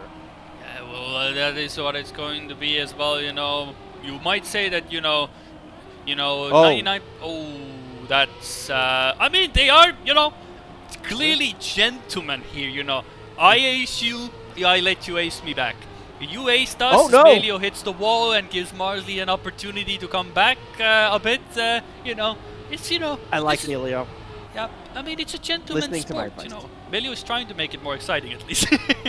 Yeah, Melio's listening to my advice. If the opponents are going to give you an ace, say no, slam it into the wall, all right? Don't let them give you anything. Make them earn their loss. As well, Epos is going to go ahead and take the round win. Melio will come second, so it's going to be an ace for Wumbo nonetheless. 6-all as we keep going blow for blow, ace for ace in this one. Eventually, we're going to have another round where everyone's close together, right? Eventually, we're going to get another close finish. Now, what we're going to have is another set of 2 aces. We will be 9-9, and it will be another ace for either of the team. Which one it's going to be? Well, you have to stick around and find out. But for the time being, we'll have to find out if it actually will be another ace for one of the teams, as Marsley, well, clips a bit of the corner there. Melio has a bit of a clip there as well, so everybody has a bit of a fumble. But it seems that now, where everybody has gotten 2 aces each, they seem to be going for a draw. I think it's a bold tactic, Max, going for the draw here in 6-6 situation. I don't know about you. You know what? We are 2-2 on the ace front. You got to make sure that the 3rd ace is the one that wins it. Best of 5, just like the rounds.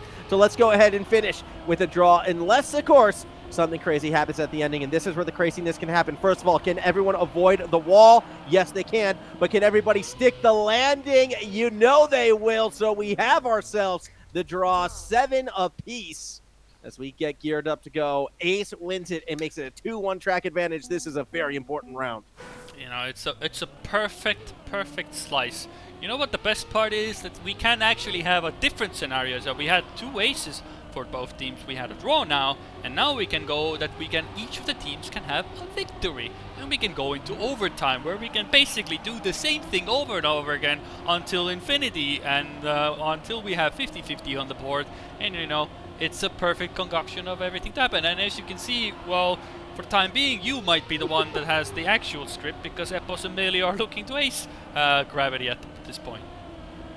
Yeah, they've got themselves a nice little lead, and well, if Wumbo does win this one out too, they had the map selection for round 4, so that could be a big advantage. That's a big mistake from Marsley as well. All on Jan to try and disrupt things. They're going to have to send it through these last turns. You can see speed gaining on Melio, super close to the wall. No one bangs it. Clean landings for Wumbo and a clean ace to win the third track. Yep. Only aces apart from one draw to set one of the teams up for a perfect 10-point win, and it is Wumbo who take the map as well, and it is looking rather good for Wumbo at the moment. We are moving on to caution. Now, this is a map where Wumbo at least looked pretty good. Until it didn't look good. Okay, basically. No, well, it looked better than their opponents, though. Yeah, I mean, as long as you, yeah, it doesn't matter how you end up there. You might have crashed 500 times, but if you win the match, does it really matter in the end? Maybe for your mentality it does, but if you win, you win. Look, we were talking about this before, right? I would happily be the worst driver in Trackmania as long as my opponents are slightly worse than me each time I play against them. We're good. So, that said, these players are far from the worst. In fact, these players are some of the best in the world, and expectation is for them to absolutely nail these runs. Here we go, round number 1 on control. Kind of my favorite track to watch because of how fast they get and how close that NASCAR section can become. We know Epos and Melio in particular, they send it in the NASCAR section. I'm curious how they look compared to Gravity, though, when we get to the latter third of the track. Yeah, and it seems that Gravity have finally noticed that they have a spy among themselves, and they have chucked Melio into the red team finally, and they've seen that maybe that was the problem all along. We had a spy among us, and now we are going to win this match. But for the time being, Epos and Melio are looking to take that ace. Melio is getting rather close to Jan as well, and it is going to be rather difficult for Jan to catch up, but he has such a great line, and he might have more speed as well. Marsley overtakes Melio as well, but who's going to get the end here? It's going to be a draw. Well, to start us off, nice draw, 1-1. Everybody gets a clean, very nice round. Yeah, Epos, like we know, within 2/10 of the world record right there. Just an idea of how fast they were going. But yeah, it was Melio having to ease up at the start of the NASCAR section. We kind of talked about that last time we were here. If you have to even let up on that gas just a little bit at the start, you're going to lose about 3/10 on everybody else. And it'll translate going from second to fourth. So yeah, that NASCAR section will make it or break these drivers as we get into it, as long as you get through the first 2/3 clean, which everyone looks like they are for the time being. As we make our way through this, I love this. This is one of my favorite tracks to watch because I love NASCAR sections to spectate.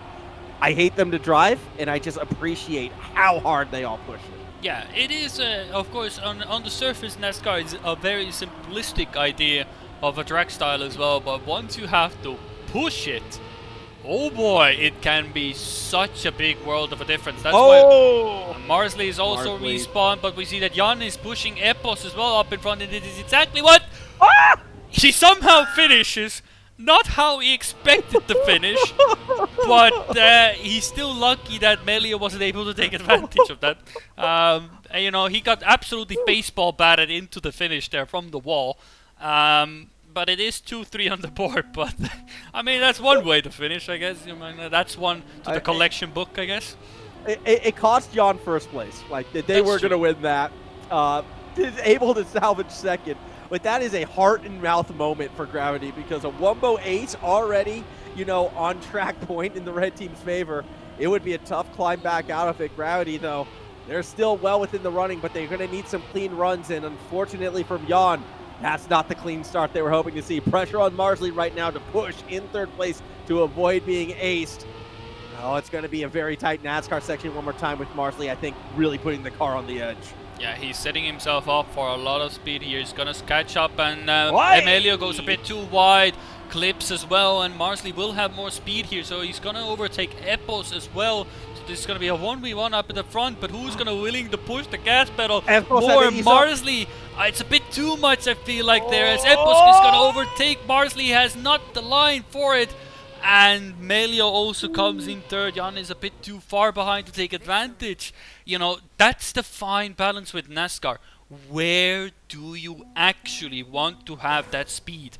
You saw a perfect example of there. Yes, he had more speed, but that gave him such a bad line for the entry that Epos was able to out-accelerate him towards that part, get a smoother transition, more speed, and overtake him in the end. So it's a fine balance between how much speed you actually want and how much speed you're gonna get. Yeah, it was tight because I thought for sure, I was kind of with you. I thought Epos kind of let that one go, but then, yeah, unfortunately, Marsley had to ease up at the end, and that was costly. So maybe Epos just has it. If you're going to ease up somewhere, Epos might know where magic position is. We'll see if that continues. At the moment, things looking pretty good, actually, for the Gravity side until Jan goes a little bit wide on the dirt. They'll drop from third to fourth. Marsley, but with Epos, who I think is the best NASCAR driver in this event, it seems like, right on their tail. Don't be surprised if Epos can make that move. They eased up a little bit. Marsley did not, but they go a little wobbly, so Marsley will hold on. Epos P2 and Jan back in P4 means it's a draw. Yeah, he keeps Gravity still within touching distance, you know. Give yourself 2 victories on the board. You're even Stevens there already, 8-8, or, you know, ace would be nice. 7-6 on the board would be very lovely, jubbly as well. But for the time being, at least, Gravity is keeping themselves, you know, holding on to that string, you know, keeping themselves in this match. But I feel like, you know, if I'm looking at what I'm seeing at the moment on the screen, Helio and Epos are definitely not going to be the ones to just sit idly and allow this, you know, hint of a comeback even start. You know, put out the fire before it even starts, basically. And Jan having a bit of a fumble as well. It's putting Marsley again in a situation where just send it. Yeah, I mean, that seems to be a frequent situation on this track, unfortunately. Jan's just been having some troubles as we hit the NASCAR section. Marsley, even with a full send, is so far back. I don't see Wumbo giving this up unless they make a mistake. Give them the ace, because it's Marsley who bonks, and Wumbo is now a draw away from going to the grand final. Yeah, that was a very good round as well. 59-0 and a 59-1 on the board as well. So Gravity having a struggle here as well. And it seems that this map border, at least, definitely has not favored them to their ideally. I mean, it is something that, of course, perfect didn't go as perfectly as they wanted it to go. And now caution, well, there definitely is a caution, and that is Wumbo coming thick and fast on your screens at the moment. I mean, Jan and Marsley are going to try, of course. They could technically still do it with 2 aces. 10-9 could be possible. Yeah, I mean, first they need to get that first ace for me to believe, and I just don't see anyone beating Wumbo in the NASCAR part of this track. If they are on, they have been the fastest there, and if they have the lead going into it, well, you could just say goodbye, especially if it's Epos, the one who is out in front, as you can see how cool, calm, collected, and smooth so fast through these sections. But Marsley might have a little bit more speed. The problem is Jan's going to have to need to catch as well as Marsley eases up. That's going to do it. Epos crosses the line, and Wumbo will go to the grand final. Yep, that as predicted as well. Everybody, including you, in the mud with the prediction. You know, always believe the cool, you know, never trust your heart. Always go for the mind. GG to Wumbo. They take the 3-1 on the board, and we'll have to see if any of the other matches are still in their way. Of course, we go to our point of view for a time being, but they're done. It's Eternia and Wild who got through. Molotov is out, lost 3-0 to Eterna. Oh, we'll have to wait and see. Oh yeah, the other matches are also concluded. Yeah, that was a swift time. Molotov Gaming didn't have the best time, it seems, and neither did Best Hill. So Eterna and Wild will be a match in the lower bracket. So that is the match we will be able to see there as well. And yeah, I mean, that was a swift round. I mean, it was still pretty competitive, but it was like, it looked very promising for Gravity. Take first map, you know, feeling good, comfortable and everything. And then Wumbo just decide to turn up the next gear, and it's 3-1 all of a sudden. Yeah, I still feel like Jan struggling a little bit. It felt like there was a lot of early bumps, not proper bonks, but just little mistakes at the start of a lot of those rounds, which kind of cost them when it was all said and done. I'm curious to see Eterna, though, because we haven't seen Eterna yet today. They were the 8th seed coming into this bracket, and now they're in the Final Four versus a Wild team, which has kind of felt all over the place every time we've seen them on stream. That's going to be a fun lower bracket semifinal. Hey, if anything, they're living up to their name, being absolutely wild. But for the time being, of course, with the matches concluded for this round, we will go on to a bit of a break, and when we return, we will see the lower bracket, well, I guess it is the lower bracket semi-final before the actual lower bracket final, and it will be Eterna versus Wild. Stick around, plenty to come.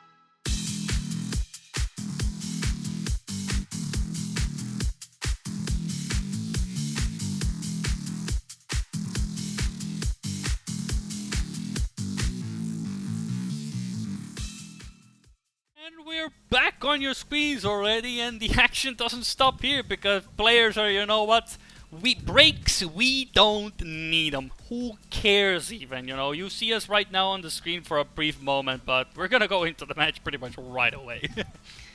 Yeah, we are. We're going straight into it. In fact, we're already done with the warm-up. We're going straight into this first map, which is going to be Pierce, which was last time we saw Wild, their first map selection then as well, and they looked pretty confident on it. Wild versus Eterna. First time we've seen Eterna on stream today. The 8th seed in the top 4. It's been a wild run for them, and I'm curious how far they can make this one go. Yeah, I feel like, you know, as a team, if you are the lower seeded team, you know, you have everything to gain and quite, well, you have, of course, a lot to lose, as Missy has a drift to lose there as he gets a nose slide there, and but it does put Eterna in a position where they can, of course, you know, do a bit of an upset. Yaka has a bit of struggles with the gears, but he should be fine for the next section at least. But it does leave Stufs and Manta up in front to fight out for that first position. Yeah, it is going to be a bit dramatic out on that front end as we go up that hill. Stufs has more of an inside line, but they're able to maintain the speed as well. Just a stronger line altogether. Unless Manta is able to pull off something crazy here, Stufs with the tight finish will ensure that we open up with the draw. Now, pick and bans, they happened while we were, getting set up right now. And after the round 1 draw, tell us, what is our map order for this lower semi? Well, once we conclude with piers, we're gonna stroll our way from the pier onto some frozen waves. Do keep a cautious eye on it, because if you're not careful, you might end up on the next map, which my mind is drawing a bit of a blank at the moment as I quickly glance towards my notepad, and my brain is still trying to comprehend what is written on my notepad. So the first 3 maps are pier, frozen, and caution. That's all you need to know for now. Perfect. All right, as long as it's 3-0, we're good. Although I will say this, I love Eterna picking Frozen Waves second, considering what Wilds look like on Frozen Waves so far today. I think that's a smart, pick for them there, as Wizzy actually winds up bonking off that pull, so in position for another draw until Jaka has a roughie in the dirt. Will drop back into 4th place. Wizzy gets back in front of them. Way out in front is Stufs, and I don't see them losing out on any ground anytime soon, as everyone makes their way to the end. You know what? If Eterna is smart, they would have gone perfection for track 4. I mean, that is definitely the case. I mean, at the moment, perfect would be the final map if we get to that point as well. So again, it would be a perfect way to end the series, I guess, if you want to keep that pun alive. Also, very nice times as always. But for the time being, 3-2 on the board. Hasn't really looked to be, deciding who gets it, but Manta, of course, very much not Manta, Yaka very much decides to go into the wall there, giving Wild a perfect opportunity to extend that 1-point lead to 4 with an ace. Yeah, I think they're looking in a pretty comfortable position to do so as well. Manta's lines haven't been the most snug through these first couple checkpoints. As a result, Stufs is actually the one slowly pulling ahead. I mean, granted, Wild, they are taking some pretty extreme lines, I noticed, through that middle section of the track. Stufs in particular really going for pixel perfect angles. Stufs maybe pushed a little too hard, though, as they're going to bonk, and all of a sudden Jaka, they ran into some more trouble as well, so they're not going to be looking for the overtake. Instead, the overtake is Manta out in front, and off the side they fall. That's going to be an ace for Wild, assuming they stick the landing. Eterna kind of gives that one away, and Wild has a 4-point lead. I mean, man was committed. He saw that he didn't have the turning circle, thought maybe the curvature of the block will just slam me in, but all it did was just send him all the way across the edge. Points for effort, committing to it, but I feel like at that point it was one of those moments where it was at that point he realized, it was like, damn it. This is not going as I expected it to go. So Eterna now are finding themselves in a 6-2 position, and ideally, this would be nice. Just limit testing, all right? Just seeing how hard he could push it. Oops, a little bit too far right there. But you never know unless you full commit. And, well, unfortunately, maybe the lower bracket semifinal isn't the right place to limit test quite that dramatically. Either way, Eterna, they still can bring it back. They can still find a way in this one, although they are about a car lengths behind. That doesn't equate to that much time in the grand scheme of things, as Manta still has a line actually to get themselves in front of Stufs and maybe gain a fair bit on Wizzy as well. It's going to come down to the identity of this track, though. Up that hill, who gets the best exit? Actually, looks like Stufs may have found it. They get right up next to Wizzy. Both of Eterna still behind. An ace would make them 1 point away. Coming to the ending, they each finished clean, and Wild 1 point off, taking track number 1. Yeah, very lovely stuff from Wild. This is what we expect them to do, especially on their own map pick as well. And this is what the Stufs and Wizzy that we're expecting from the first few matches as well. And if they can keep it going, as I said before as well, it doesn't matter how you start, it's how you end.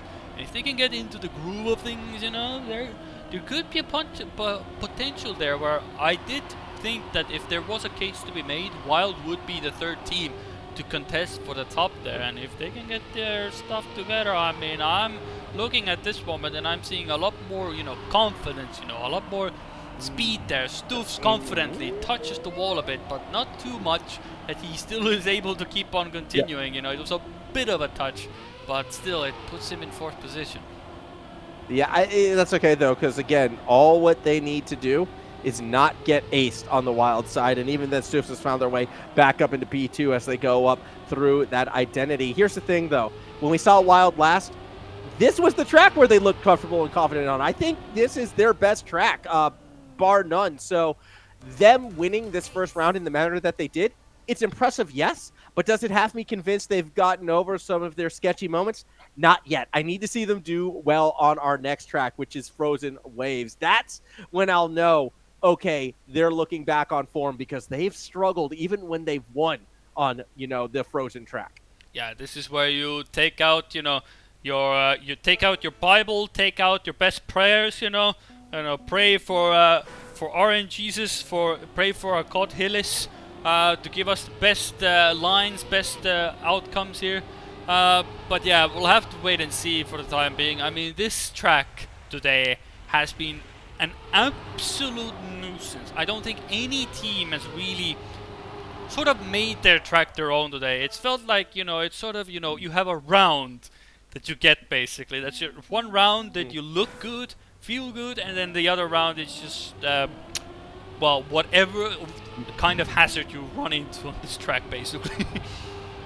We'll see how it plays out. I mean, look, if any team has looked clean on it, it's been Wumbo. I think they've looked the best on this track so far, but even that, it hasn't been like 100% clean.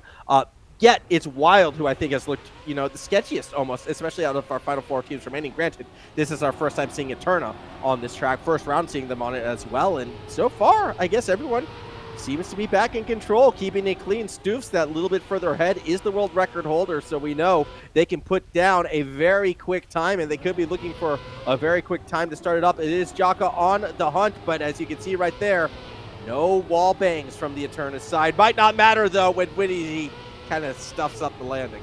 Yeah, he goes a bit too inside and gets a clip from the block there, and Stoofs just minding his own business. Manta goes for the flip and gives the position away to Wizzy, I believe. What a great time as well. So a bit of a wicked flip for Manta. Wouldn't be advised to go for it in match.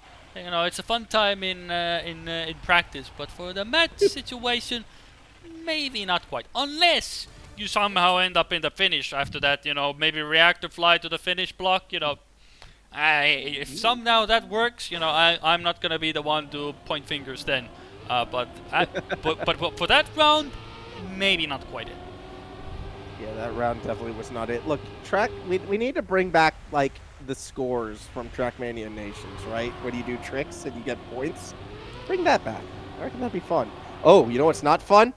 Manta's line coming off that first jump, as they're going to find themselves falling a little bit further back into P4, kind of up to Jaka right now to make up a bit more of that ground, yet Wild still looking very, very comfortable. I mean, even when we were here before, it did feel like Stoofs was the one who was constantly out in front, and Wild's success was based on whether or not Wizzy could finish clean. Well, now they don't really have the pressure from the Eterna side. They should be able to finish clean this round. Yeah, they're looking to a really good time as well. Both are, I believe, are on a very good pace as well. And of course, towards this ending, you really don't want to let go of any speed. You have a line that you're comfortable with, and that is the most comfortable line, and that is usually the fastest line you want to go for here. And it seems that with that time as well, Stoofs was not holding back with a 103.2, Wild with an ace on the board, and slowly but surely running away with the show. And honestly, I feel like this is a very good match for them just before going into the next sessions. Well, maybe if they get to the next section, we don't know the outcome of this match quite yet, but I think it's a perfect catalyst for Wild. If they can get this this match in a comfortable manner where everything seems to be working just fine. I mean, World... Hey! What am I supposed... Yeah, just so I casually just talking about anything going well, and then everything doesn't go well. Well, Manta bumped as well, so, I mean, still not really perfect for Eterna. If Manta doesn't have a clean finish, could get sniped at the end.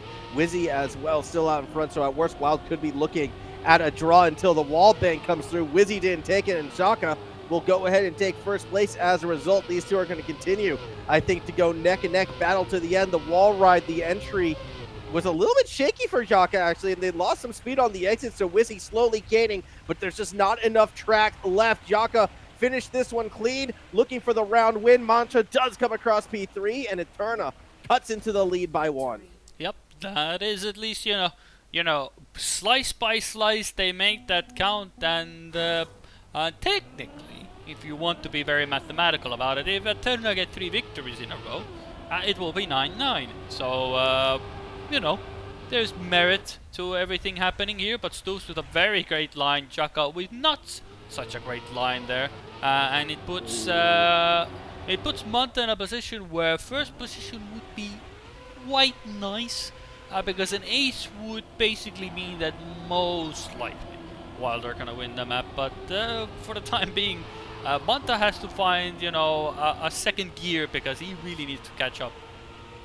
Yeah, I mean, it's going to be tough for Manta, I feel like, to catch these two at the rate that they're going. However, Wizzy has looked a little bit shaky sometimes on this part. That said, Manta opts not to wallbang and loses a bit of space as we go towards the wall ride. This is where Manta might be able to catch up, had a little bit more speed onto the entry and a little bit more speed on the exit, but it's very minuscule, and it's not enough to make up that ground. Wild, they're getting the ace, 1 point away from a 2-0 track lead. Yep, that is as solid as you're gonna get. 9-3, very comfortable. All you need to do now is finish minimum second. One of you has to do it. You have a very good odds of doing so, technically, because there's 4 players on the server. You have 2, so technically the odds are very much in your ballpark to get one of your players into second position minimum. Whether Eterna have something to say about it is a different story, because Stoofs is on a rampage technically. He's been really good at the moment, especially looking at his stats, you know, 55% in first position, very solid indeed. But Manta, out of absolutely nowhere, flies and gets a bit of a reactor boost, and he finds himself in first position. Yeah, but how long can they hold it? Because Stoofs has been gaining with every single turn, and as we go up the wall, they are nearly neck and neck. Stoofs a little bit more on the inside line. Everyone goes for the wall bang and hits it quite clean. The problem is, again, Eterna needs an ace to win this track, and Jaka is quite far behind. Stoofs messed up, though, and now Wizzy has to finish clean, but you can't rest too much on your laurels because Jaka is still right there. Wizzy gets the dismount, has a good line going into the ending. They're looking to snipe P1, and they do. That will do it. Wild, 1 track away from a lower bracket final. That is very nicely done by Wizzy. Manta just slid out, couldn't get the grip going there, and didn't get the skid marks aligned properly, and went into a slide after the ice wall ride, and that is exactly not what you want to see. But we are gonna go into caution, and yeah, today has been the day of different things, you know, when the group stage was all about exactly the same map order all the time, and everybody taking their sweet old time complete the matches. Today everybody's doing a speed run. Clearly people have places to be. It's a Saturday, maybe there's a party somewhere we haven't been invited to, Max. And clearly everybody's just on a roll to the grand final. Look, I don't want to be the one to tell you this, but I was invited to the party. Sorry you had to find out that way. There will be cake and ice cream. But you said you didn't have plans for tonight. I misled. Plans came up. It's the party. I'm there. Trust. But no. We'll see. We'll see, though. It might be a little hard for me to attend, so maybe you could take my spot. You are, you know, in the right continent after all. This is the first round. Kick it off already, and again, we'll be curious to see how Wild looks. Particularly if they're able to get a sweep, because my goodness, will that give them, I think, some much needed momentum into that lower bracket final, into that rematch where they did struggle last time. Stoofs has the lead going into the NASCAR section. The question is, how much ground can Wizzy make up? Yeah, this is now where you have to keep in mind that good speed is not always what you want, but at the moment it is Wild who get the perfect entry into the section. Wizzy has to go a bit shaky, but does correct himself just enough to keep within the walls of the track to get to the finish line, and it is an ace for Wild. And yeah, and it seems that Alterna looked to give a bit of a good fight, but you know, the spark. The spark is slowly fading away, you know, and instead of seeing, you know, the bright lights of a glorious win, you might see the final lights of your tournament in this case. Of course, it has been a very good showing for a while. They have been bringing up their game. It's a completely different showing. Of course, as soon as I say that, Stufs has a bit of a moment, but either way, it's definitely been looking like Wild have found a bit of a mojo going into this, and it's looking a lot more promising for them. But it's still an early things to say, and you know, Eterna could just ace them back. Yeah, Eterna could find that way to just sort of retake everything. However, at the moment, well, with Stufs and Wizzy crashing out, I think they are going to get that ace back. Gritty, I think they're in a prime position for it. As long as they can get through this NASCAR section clean, Stufs is very far back and, well, is now hitting walls as well. So, yeah, that's going to be the ace, assuming these two can cross that finish line clean. A bit unfortunate for Wild, but that's kind of been their journey throughout the day. One round they look unstoppable, the next they look very much stopped. Yep, that's at least, you know, the Wild factor definitely gets it done. But I mean, overall, it's I still will say that now Wild is looking a lot more, I feel like a lot more comfortable, a lot more confident. Yes, you still have that the previous round, you know. Everybody will have that one round, it seems, but it's so much better for them, and I feel like it just exudes as well. You know, if you are, you know, if you're playing the game you know you love, and you're playing it exactly how you wanted to play it, you know, then it just feels like, you know, a leisurely drive. Everything seems to flow exactly as you want it to. Every turn comes out exactly the way you want to, and I feel like now Stufs and Wizzy are getting into that zone as well, and Jaka and Manta, well, I mean, they can try, but they cannot stop these players if they're, well, for Jaka, for example, he's already 0.4 behind. Yeah, Jaka already just in such a difficult position. We'll see if they're able to bring it back. And that, no! They had it for a moment. It was there, but then playing follow the leader, both cars wind up blocking the wall. Jaka continuing to have trouble. Meanwhile, in the front, it's a snipe! Manta, ain't no way! Pulls it off 2,000ths of a second to force the draw. Yeah, well, it seems that this at least caution has a bit more in the, you know, in the books. You know, it's like it's a map that, you know, it wants more attention. You know, it might say caution, but it definitely wants the attention, it feels like at the moment. I mean, technically a caution sign would mean that you have to pay attention to it. Stufs somehow doesn't touch the outside wall there. I don't know what magic he used there to keep his car within the walls there. It looked to me he was gonna crash there, but I'm the one casting, he's driving, so clearly he knows what he's doing and I don't. But for the time being, everybody seems to be knowing that currently don't crash is a good tactic, which immediately Stufs shows that that is not how we want to win this match. We want to make it complicated. Yeah, I mean, it's the Wild way. It's the Wild way. It's been their MO throughout the entirety of this event. Nothing comes easy for the Irish team.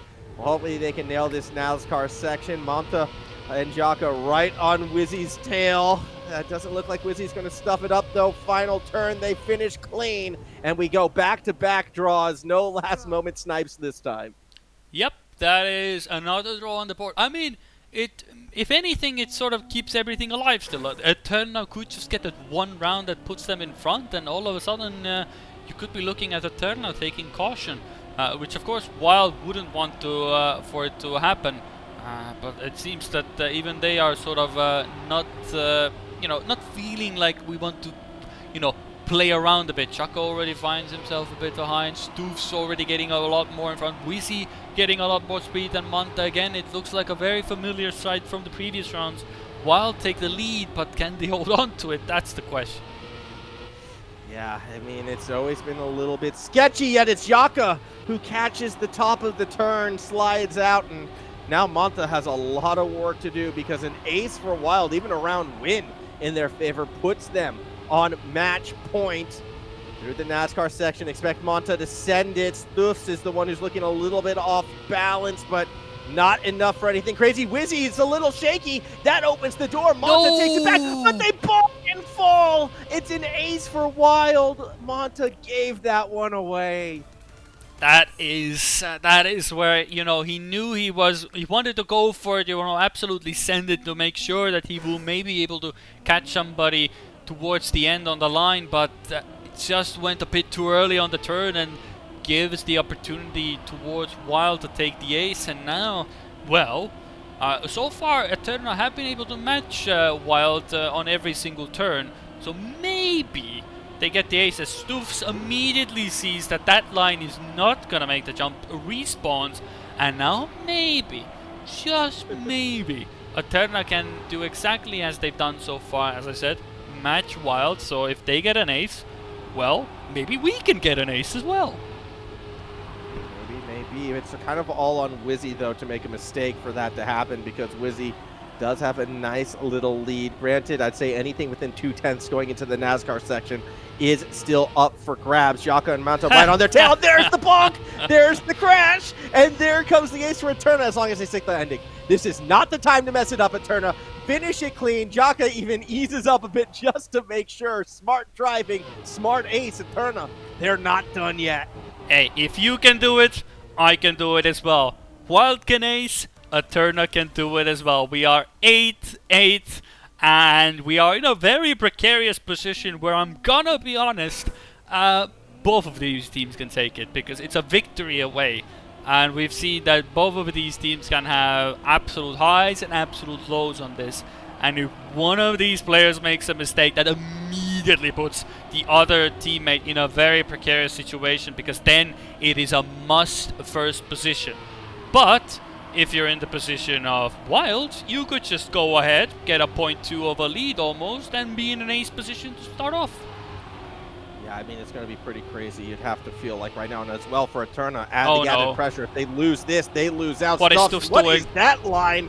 Goodbye, Stoofs. Wizzy now driving for the draw, but Manta actually has the speed and is slowly gaining. Maybe got a little bit too wide, though, however, and that is a rough entry to the NASCAR sections from Jaka, so it is all up for Manta to make the pass on Wizzy, who is looking very, very in control of this NASCAR section, pulling away. Can they make the last turn count? Wizzy will cross the line. It will be a draw, and we are going to a 9-9 point. Oh boy, boy, boy. They really, really want to make this map drawn out as much as possible. I mean, now it's the case that a draw gives us overtime, which basically it is overtime at this point. I mean, it's basically whoever wins the next round wins either track point for Eterna or match point for Wild. And looking at what we see at the moment, I mean, both of these teams can't really decide who wants to take this round, to be honest. Yeah, it all comes down to, again, it's all in the NASCAR section. It's all about how much are you willing to risk when it all matters most. Assuming you get through this turn correctly, because I've seen way too many guys stuff up that turn. Okay, we're through it good.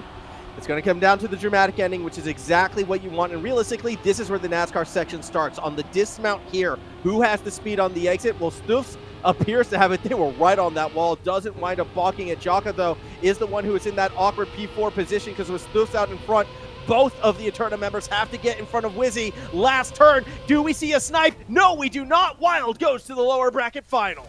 Yeah, what a way to end it. Stoofs with a 59-0-0-1. Absolutely a very nice time. A very solid match as well. And when it matters, Wild make it happen. It took a bit more than it should have. That final map definitely, you know, looked to be very promising. And then all of a sudden it was, wait a second, we're at 9-9.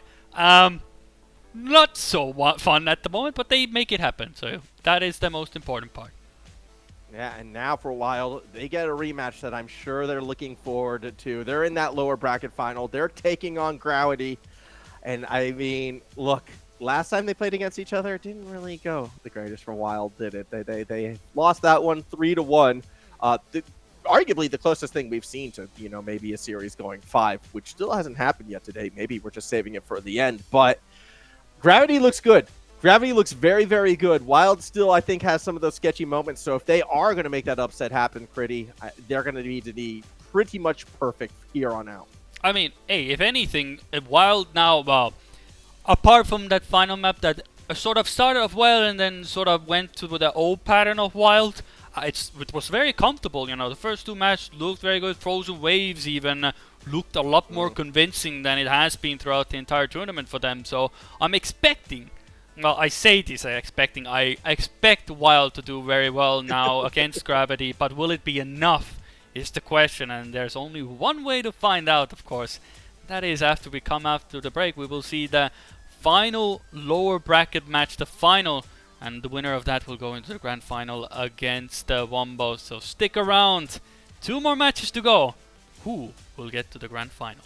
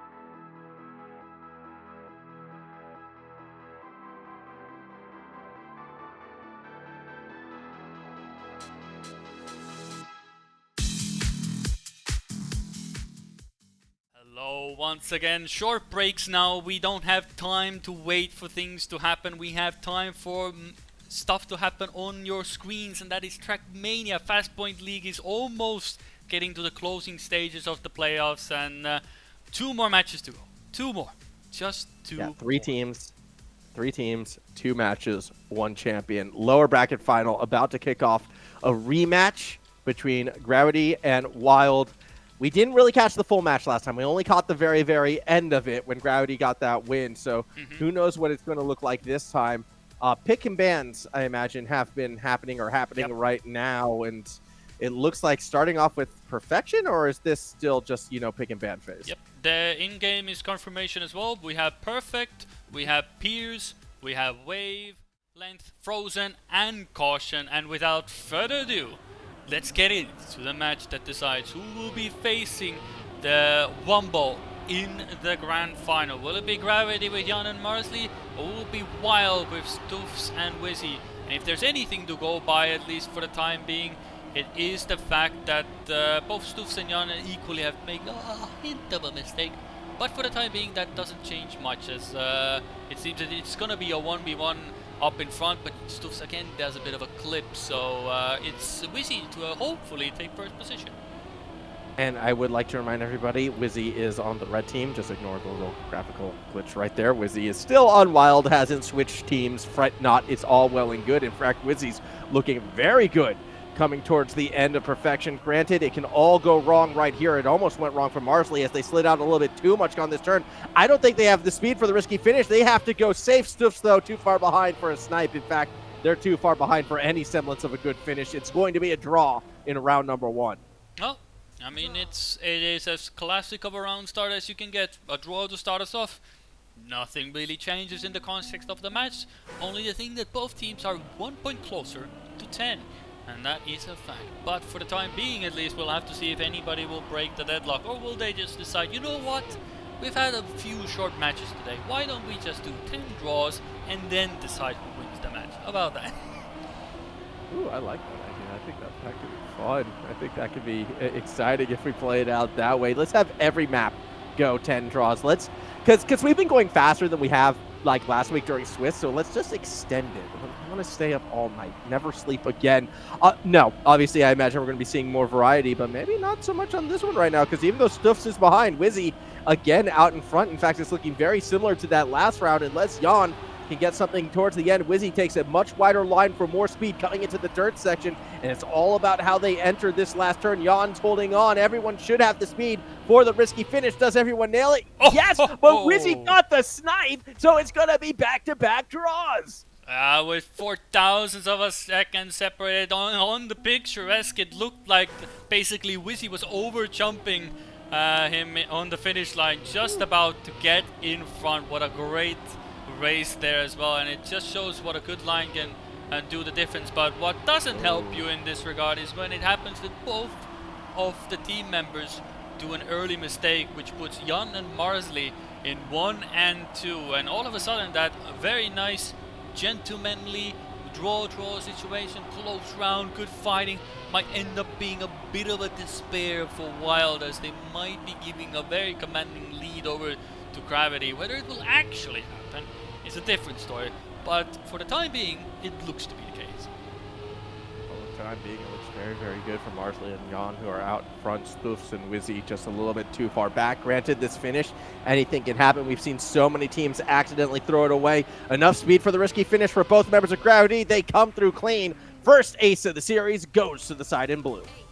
They are looking to continue where they left off against Wild, as they have definitely, as they chucked them into the side last time, they're looking to do the same, the exact same time, and Stoofs still has a signature trademark little clip there as well. I swear to God, whoever, I believe this is mapped by Exotica. He just needs to update the map and put, this is where Stoofs' streams ended every single round, and it seems that Jan is feeling a bit remorseful and also touches the wall, allowing Stoofs to close up the distance a bit, but not enough, as Wizzy is the one again to pull the rabbit out of the bag and get a draw out of this round.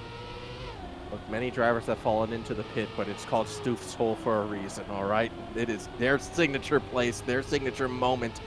And now, well, it's going to be their signature comeback if they can find a way back in. Wizzy's, though, holding the front as Marsley looks shaky coming into these final sections. Actually gets passed by the teammate who bonks. Both Marsley and Jan are going to have to go for the safe finish here. How far back is Stoofs?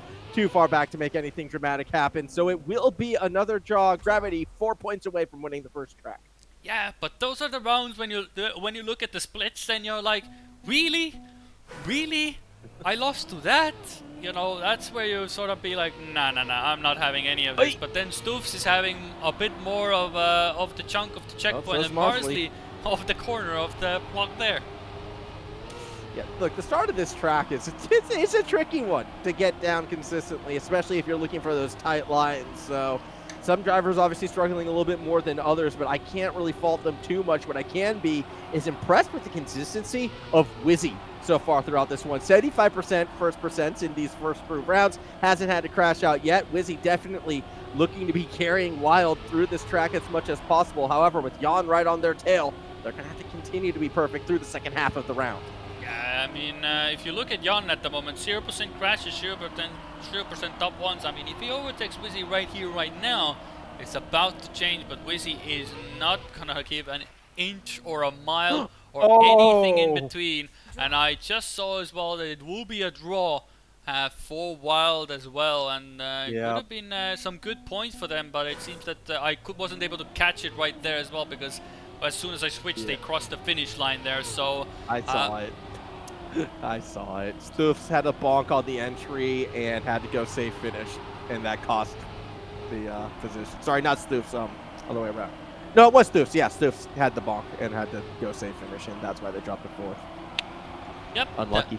That is indeed a bit unlucky, but for the time being, I mean, it's looking rather good for Wild, because Jan had a bit of a fumble, and he's gonna enjoy a bit of gear hell on the dirt there.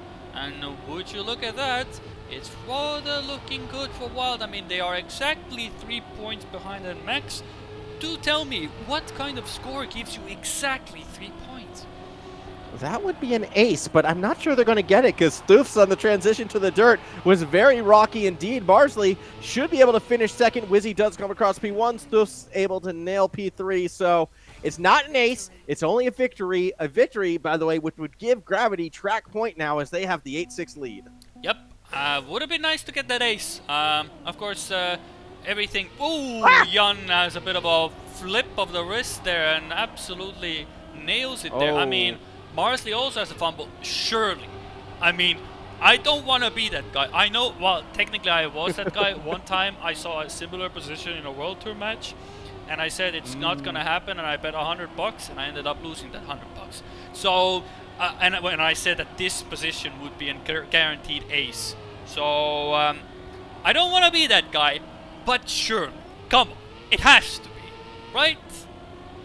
Look, if you're going to make wagers like that, always wager a pizza. That way everyone wins. But at the moment, yeah, it's not going to happen. Wild's got this. They're going to be 1 point away. All they have to do is stick the finish. And this is a track notorious for a nice, easy finish, right? Stoofs actually plays it safe, doesn't bother with the risky. That's how much they want to get it under lock and key. Wild get the 8th. Gravity still on 8. This next round probably, in fact, it nearly has to determine who wins it all, unless, of course, we go to overtime.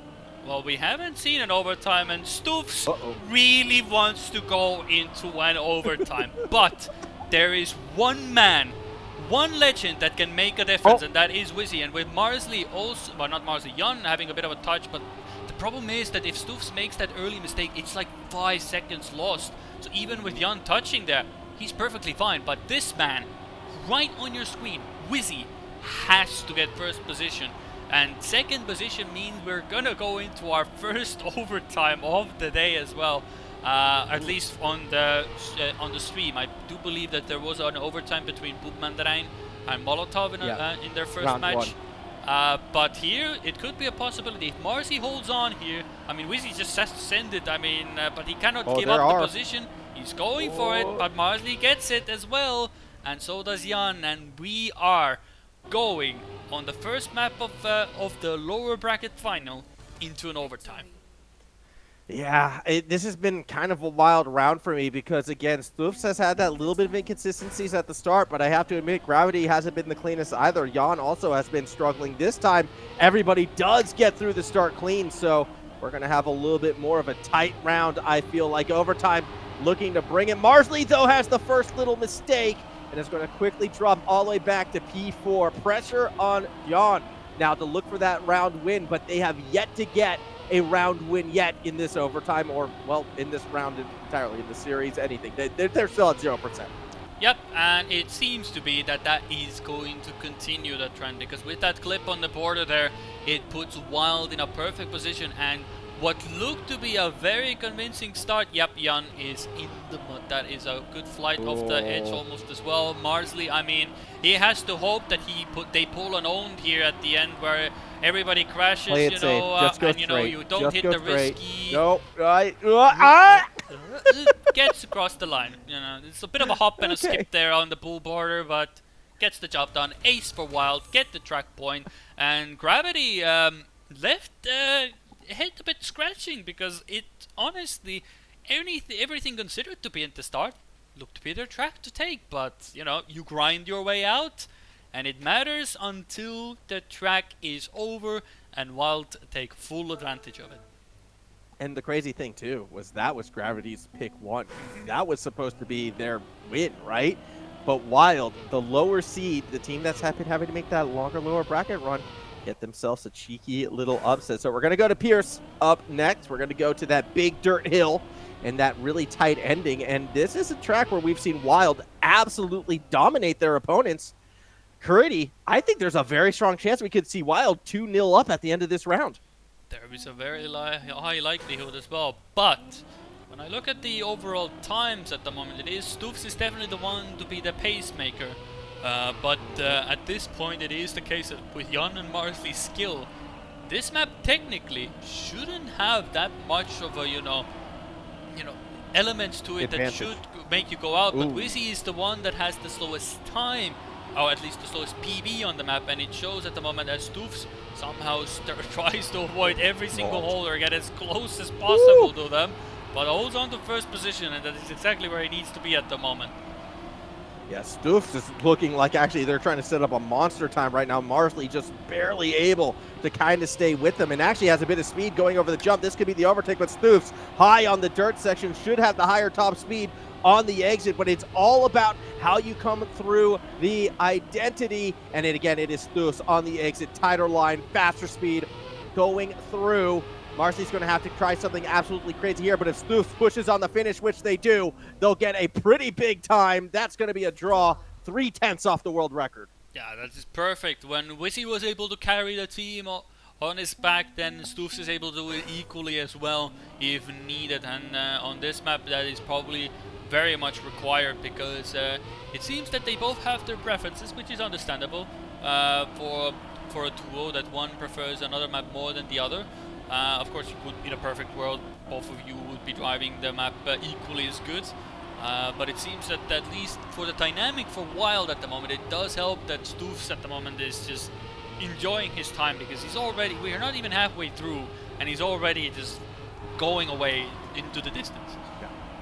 This is kind of like Stoofs' map. There's a reason why it is the one that Wild has been prioritizing all throughout the day, and we are seeing more and more reason for it. Now, Wizzy hasn't really been as successful, but it doesn't matter because, again, if you win every single round, right, it is impossible for your team to lose, and that's kind of the approach that Wild is going to be looking for up through that dirt hill. And again, Stoofs had the advantage, but clips on the exit, and now it's Jan who's out in front, and it's Wizzy who's going to have to send it for the overtake. Too much speed, goes too wide, can't make the snipe, but we still draw. Yeah, indeed, it is a draw. A bit of I did catch a line from Marsley. A bit questionable. I think he wasn't really expecting the entry, or didn't go for the entry that he wanted to, and then got a bit confused, and then hit a tree basically. So once you deviate from the line, and it's all free real estate, and at that point that wasn't really good real estate there for him. But hey, if anything, Jan pulls a rabbit out of the bag, and in this case, go from 0 to 0 for this round, as it is Marsley who has to now catch up after he also clipped a bit of the checkpoints. So Wizzy gets a nosedive as well, so something to work on. But Stoofs again up in front, feeling very comfortable, 0.4 of a lead, and you would say again, the world is his oyster. Yeah, well, last time it was on the exit of the identity where we saw Stoofs make that small mistake. Curious if that's going to happen the second time as everyone takes that nice line through the dirt, up the big hill, and Stoofs this time looks like they got through the part clean. So they should be able to coast to another round win. Now, what is their time exactly? Because they are going quite fast. Yeah, that was, again, within 0.2 of the world record. So if you think Stoofs is kind of taking it easy when they have this lead, nah, they are still pushing ridiculously hard. The most comfortable way to drive is to drive risky. That is always the mentality. That is the way you practice, that is the way you learn to push. If you learn to drive fast, that's the main idea. And if somebody says, hey, you got 2 seconds on your opponent, do you slow down? No, I'm gonna drive comfortable, and that means I'm gonna drive fast. And that's exactly what Stufs does.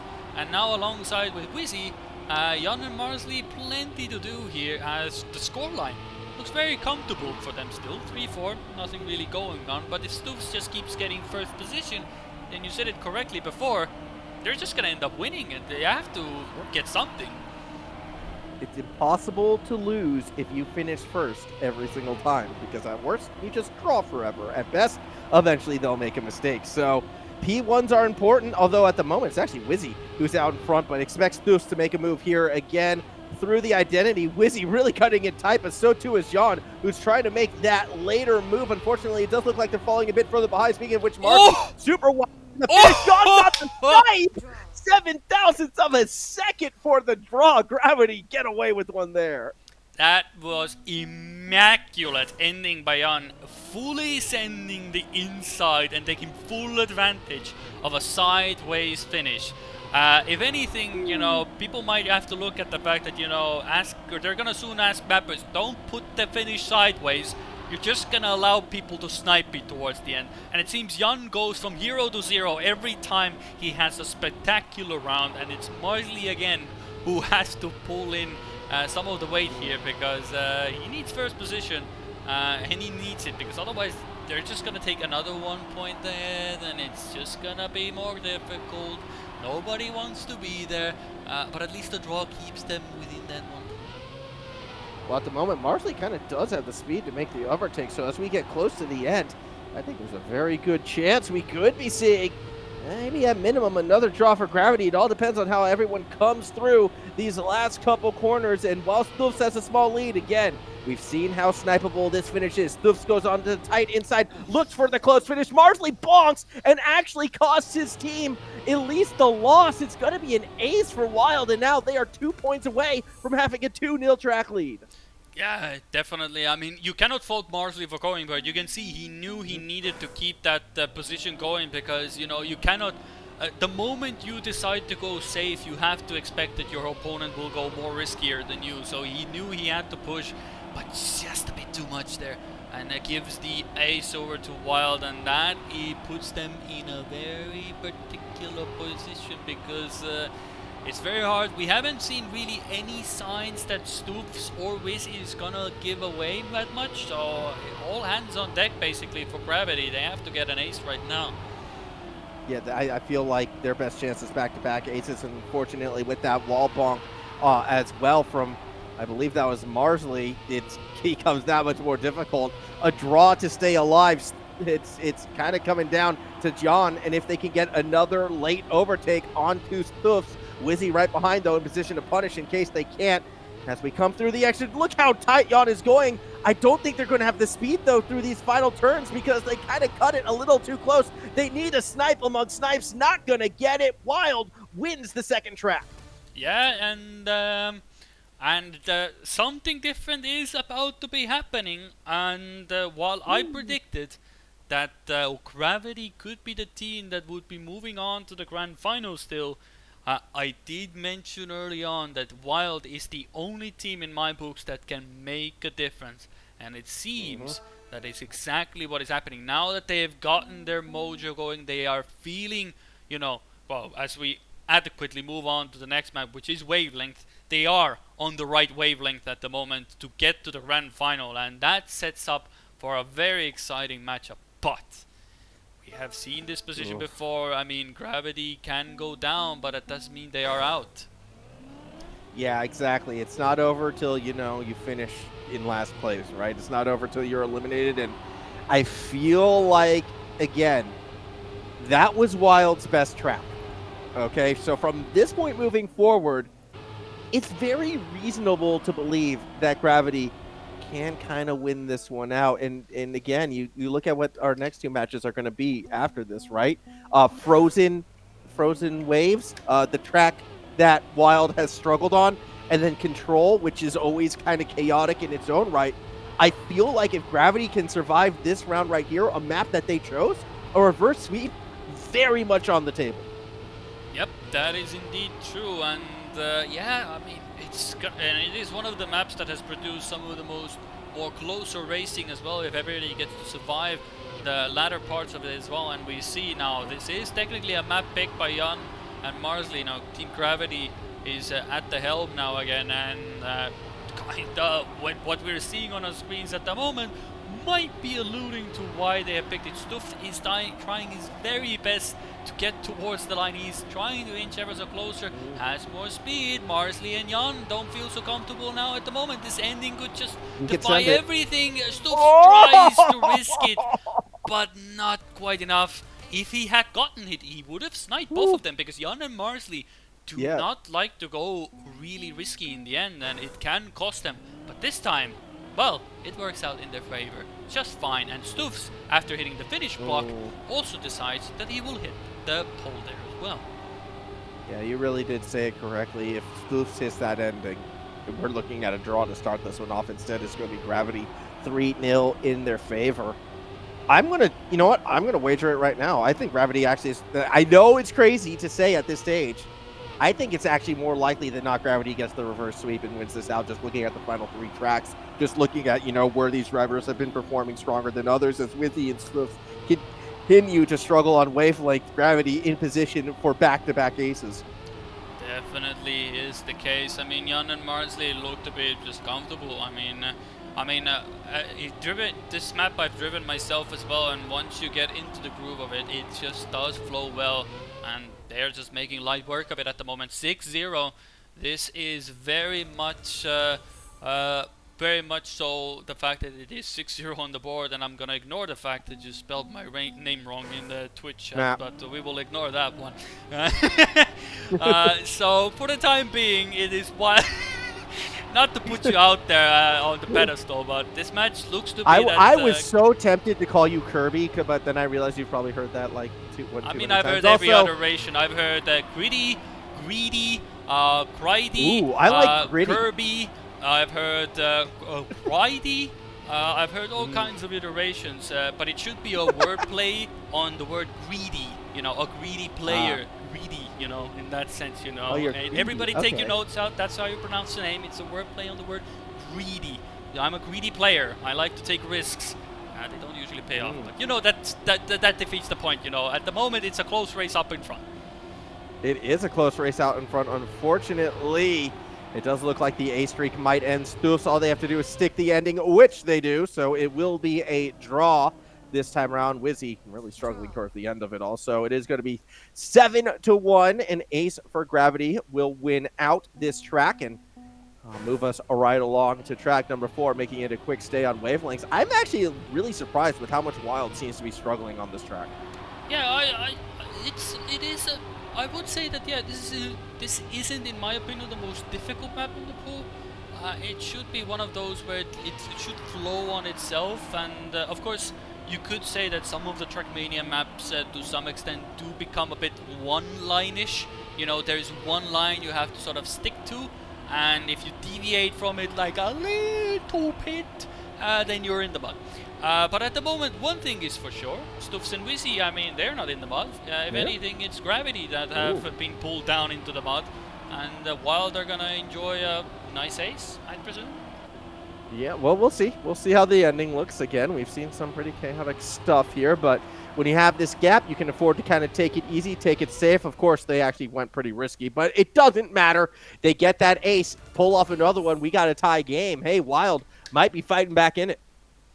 Well, for a tie game, we would need one more ace for Team Wild, but I mean, if they can get that momentum going, I mean, it might as well be a tied game, because technically Gravity need an ace to get the track point, but if they're gonna extend it, allow Wild to get back into it, it will only allow for Wild, it will only benefit Wild, because Gravity are the ones in the situation where they have to win.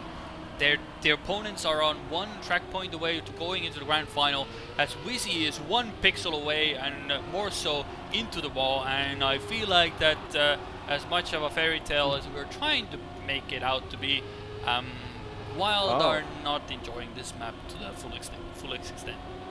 Again, it's a different kind of fairy tale, and I said it at the start of this track. I mean, when you look at the final three here, Gravity are very much still in this series. So, yeah, it looks like they're going to be coasting possibly to an ace unless we get a mistake. We do not. They'll take track number 3.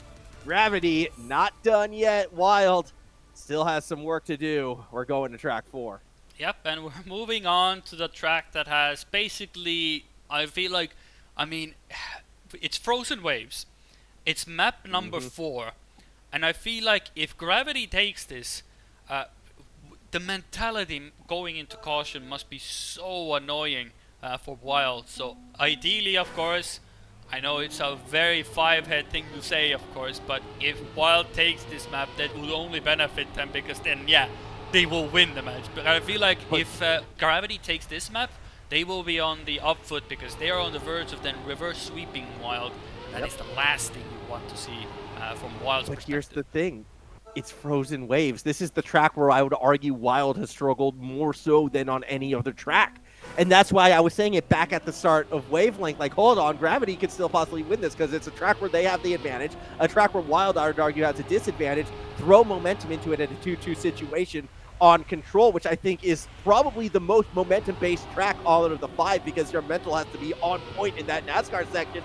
Gravity could steal this one away. We'll see if it plays out that way, or can Wild get over their Frozen Waves hump, because that's an option as well. And so far at the start of round number 1, they're looking, or at least Stoofs is looking pretty good. Yeah, well, the thing is, like, they have the pace. Like, both of the Wild members have the pace for it. They can pull off some amazing times, and when it works well for them. But it has to now actually convert as well, and currently everybody's going for the wallbang. Everybody gets it not decently. Wizzy, I believe, has a bit more of a better line, but Jan is able to coast his way to more speed. But Stoofs is in a world of his own, but Wizzy has a very nice line, and he actually has more speed. He's getting ever so closer to Jan. Jan shouldn't feel so comfortable, but Stoofs also has a bit of a rough line, and Jan... No. Almost. Almost. That could have been a draw on the board, but just about that was enough of a gap to just stay in front. Yeah, and Wild, with that small little advantage, gets themselves that little lead. Also, no crashes. You know, I think that's the second time all afternoon, all evening, wherever you are in the world, all night, where we have seen like a no crash run here on Frozen Waves. So maybe, just maybe, with the pressure mounting, these players are rising up to it. Stoofs, a little bit of an awkward landing will give Wizzy the lead, at least temporarily, because Marsley goes right on through. Yet it's Stoofs who goes super, super deep, but pulls it off to take P1. It's Jan dropping all the way back, but had the better exit, so it's climbing past Wizzy, past Marsley as well. Everyone just interchanging positions. We're all within 2/10. This is what you want to see in a lower bracket final.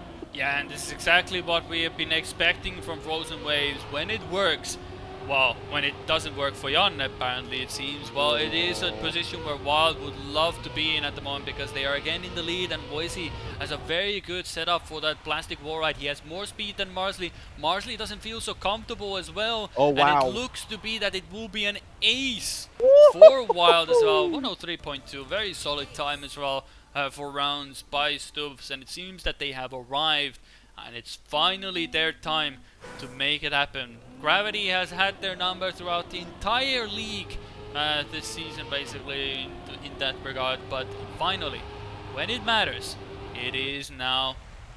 When it matters, it actually is working for them. Yeah, it has actually been great to watch from the Wild, because if they can exercise this demon, who knows what that could mean for the grand final. If they can pull it off here, confidence restored to the Wild side going into a grand final against a very, very tough Wombo team. We'll see, though, if they can continue to hold on. At the moment, they are again in an ace position. Marsley falling about half a second behind is going to have to dig deep to catch up to the rest, and while they're gaining on Jan, that's really not who you need to catch. That's a big mistake off the wall bang. Now Jan has to pull off something crazy to stop this ace, but they're just falling further and further back. Wild has unleashed something primitive, something deep, something tough to beat. Going through the final turns, those ice turns, yeah, they stick the landings. Stoof's a little bit wide going into the finish, but it matters not. They cross 1-2, and they are now one round win away from a grand final appearance. Yeah, this is the Wild that you want to see, and honestly, I did mention this before as well. You know, the team that is coming from the lower bracket, you know, the the hype is there, the energy is there for Wild as well, and when you're looking from the perspective of Epos and Melia, you're like, they have been warming up. They are in the match mentality, and the match mentality for them is to win, and that's exactly what Wild are gonna do. For the time being, Marsley is more than happy to give Wizzy a bit of breathing room for his mistakes as well. But if it continues to be like this, it will be Wild going to the grand final. Only Jan can make a difference here. He has to overtake Stoofs. Yeah, this is going to be pretty intense. Jan is going to have to find something deep. More realistically, Stoofs is going to have to make a mistake. How much ice is in Stoofs' vein? Can they finish it? Apparently not enough, because Jan executes the wall bang where Stoofs falls apart. Granted, Marsley is still behind Wisley, so it still will take us to 9 points for Wild. However, it could be just enough for Gravity to stay alive. Marsley well back, but it's Jan well out in front across the finish. Gravity keeps themselves in it. Well, they just about keep themselves in, because as fun as a victory is, the reality of the story is you need 2 aces. Now, at the moment, it has been looked like that either Stoofs is going to have a good round or Wishy is going to have a good round. So now you have to step up your game, make it count, and you have to pull out 2 aces from absolutely nowhere. Let's see if they can do it. Pressure on at the moment, though. It is Stoofs again who is out in front, and it's Jan who has an awkward landing. Granted, you can make up that time with a good ice slide here, and Jan's looking to do just that. The problem is Stoofs continues to hold that lead. Wizzy falling back, and Haggy with that dismount kind of is out of the running on this one, so it's all on Stoofs once again to pull off this finish. Last time they stuffed up the wall bang. They do it again. We go one more round. If they execute it clean, you'd have to think they're going to finish in that wall bang. I don't know about you, Critty, but that looked pretty good. A little bit of a sketchy slide, but they hold it together. And no, it's Jan who messes up, and that should do it. It should be Wild on to the grand final. Yep, Jan knows he needs to push, but that clip there does seal the deal. Ladies and gentlemen, we have Wild in the grand final. Seed number 1 is out of the tournament, and Wild make technically the first upset of tonight. Well, depends on how you view an upset, of course, but they did a fantastic job, and after getting beat by them twice, once in the group stage, once in the upper bracket, they finally beat them when it matters. It is the grand final for us between, well, Epos and Melio for Wumbo, and Wild with Stoofs and Wizzy. And, well done to Gravity, but that's where it all ended for them. I have to find you're too tall, Pretty. You're just a tall person, all right? Everyone thinks I'm just low on my camera. The reality is I have to get, like, booster seats up to raise myself. You're just I mean, just I can a tall, just do this man. as well. Yeah, I suppose you could. Just come to your height as well, you know. Yeah, that's what it is. Look, jokes aside, yeah, we got ourselves a pretty great grand final right around the corner. I mean, look, those lower bracket runs, they're always dangerous. Wild's done a good job to get here, but Wumbo has looked near unbeatable. So I'm keen. I'm keen for this grand final. One more best of 5. What a tournament. What a tournament indeed. And at least we get an outcome that most of us did not expect. So for the time being, we go on to a break for the final time and to find out who will be the first champion of the FastPoint League for this tournament for the time being. But in order to do that, we need just a quick break. Maybe a quick waters for everybody's and snacks and all comers around. But until then, we'll be right back.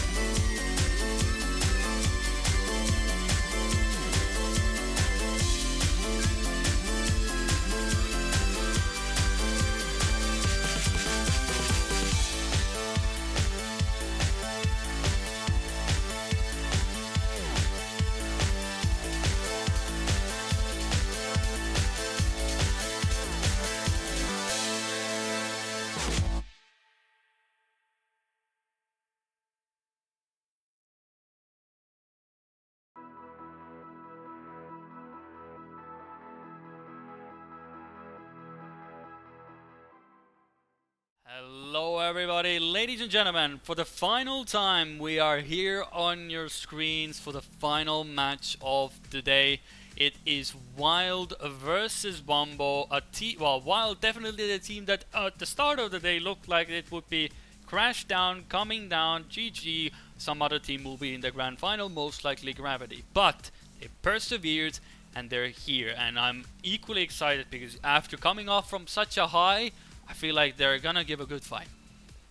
Yeah, I feel like as well, that wasn't, how do I put this? Sometimes when a team makes an upset or gets like a dramatic victory, they kind of peak emotionally and then maybe kind of calm down a bit. That was still a 3-1 win. That was still a comfortable 3-1 win. So I don't think they've peaked emotionally. I still think they're going to be just as focused. And that makes me a little bit worried maybe for the Wombo team, who has had quite a significant break, before coming into this final position. So we'll see what kind of form Wombo is in when we do start it off. However, Wombo has looked pretty undefeatable, Gritty. They haven't dropped pretty much like a series yet. I think they've only dropped, 2 maps throughout this entire event, maybe even 1. I have to double check how their Swiss went. Beating Wombo is no small order. Yeah, it's gonna be a tough task, and probably the first thing you have to do is go on to Wavelength and beat them.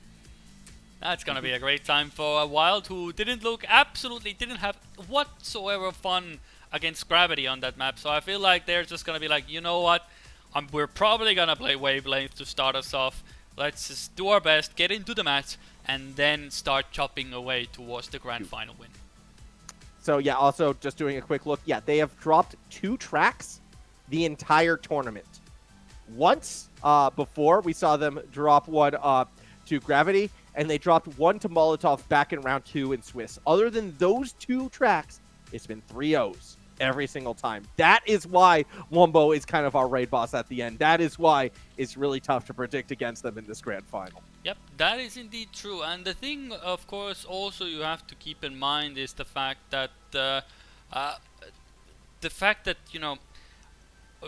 mentality should be with Wild, because we've seen this many times before as well, and it is the fact that the team who usually comes from the lower bracket tends to have the upper hand in all of this as well, and we've seen that as well. Like, I believe it was the case that it was where Solary against Carmine Corp, Carl even said before as well that he fears, he doesn't like that Carmine Corp are gonna come from the lower bracket, and I feel like Wild will be able to use that mentality as well here. But will it actually work? Of course, I'm seeing something on my screen as well. I love how that's how it shows. You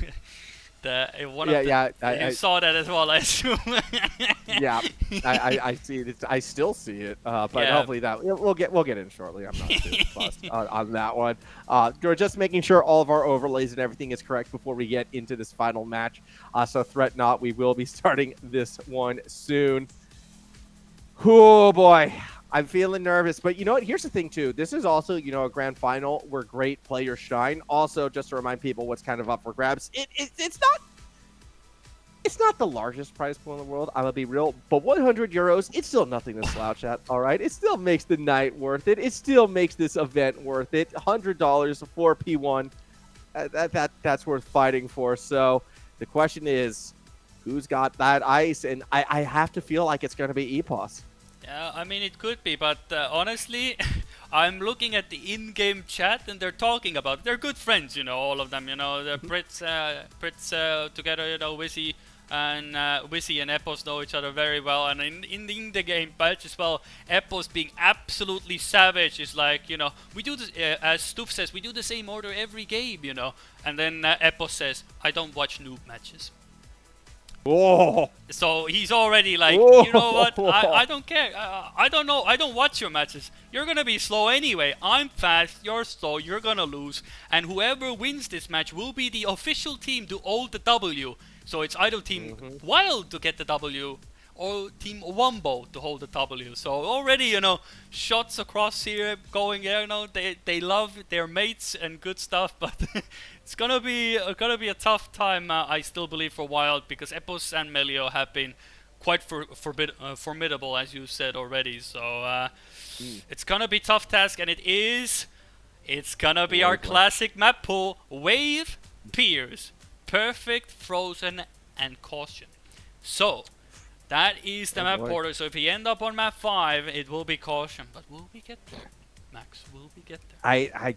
I don't know if we will. I don't know if we will. I feel very confident in the ability of this red side. I feel very confident on the side of Wombo, but especially in wavelength as well.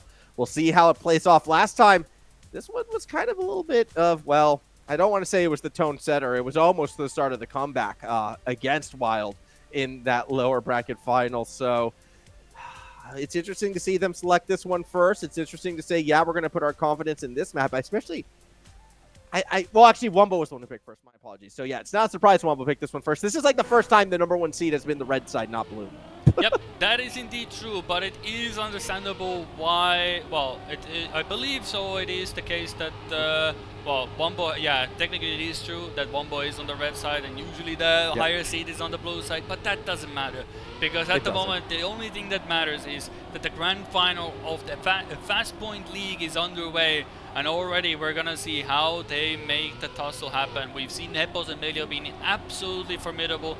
We've seen that Stoops and Wizzy didn't enjoy this track whatsoever against Gravity, so this is gonna be already to start off with a very uphill battle. But we've seen that if there's one team that can do it, it can be Wild, and hopefully they will be able to do it, because Stoops is trying, but Epos and Melio are already just going towards sunset on this track as they're supposed to.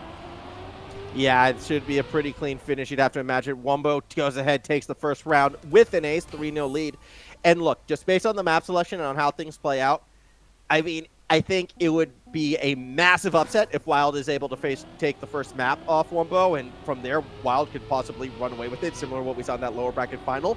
Although, I could also say the same thing about round 2 as well. I feel like when we get to Pierce, that's been such a Wild-dominated map.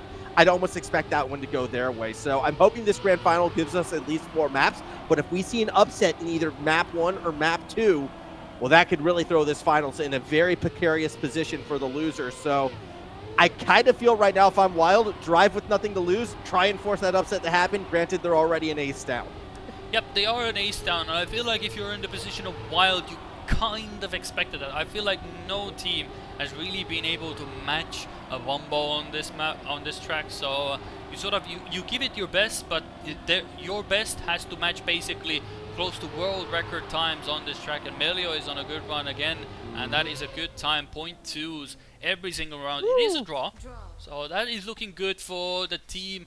To some extent, the team in blue, but it's only you know, just a slice of the pie, while Wombo are already trying to snatch the entire cake.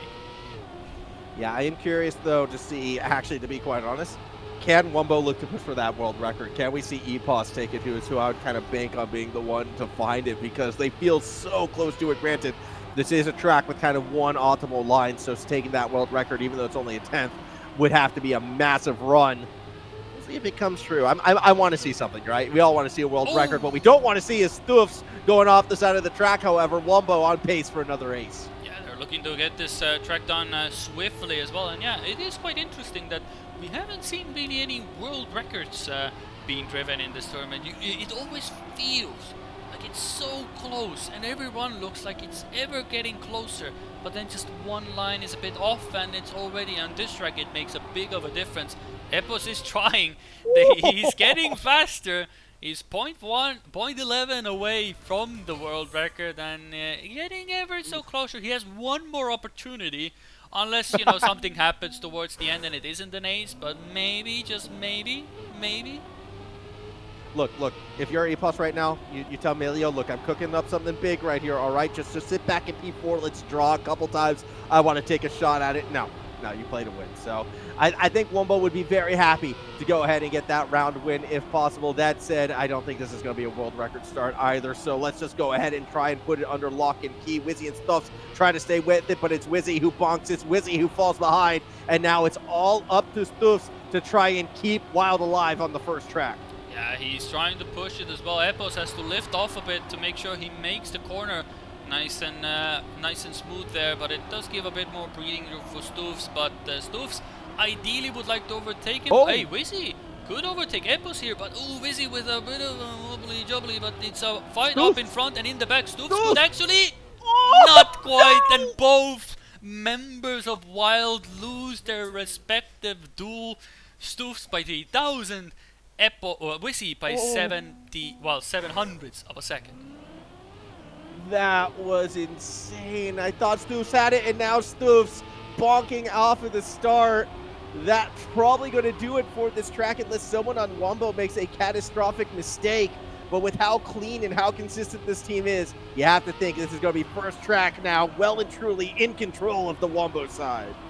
They're looking rather smooth on this track. Yes, maybe a fumble there or release here, but they have been constantly in touching distance, and it has been Melio and Epos just dominating this track. This is their home base, you know. This is where, well, Epos is. Well, Vizzy also, both compatriots, good friends, making a mistake on a similar part of the track, but it does not matter. If Melio is just doing his own thing, you know, it doesn't really matter what happens in the back. They only need one person to be in the top two, and Melio does it with cool, calm, and collected fashion. Epos even gets the ace on the board, and it will be 12-2 or 2-12, whichever way you want to say it, and Wombo takes the first track.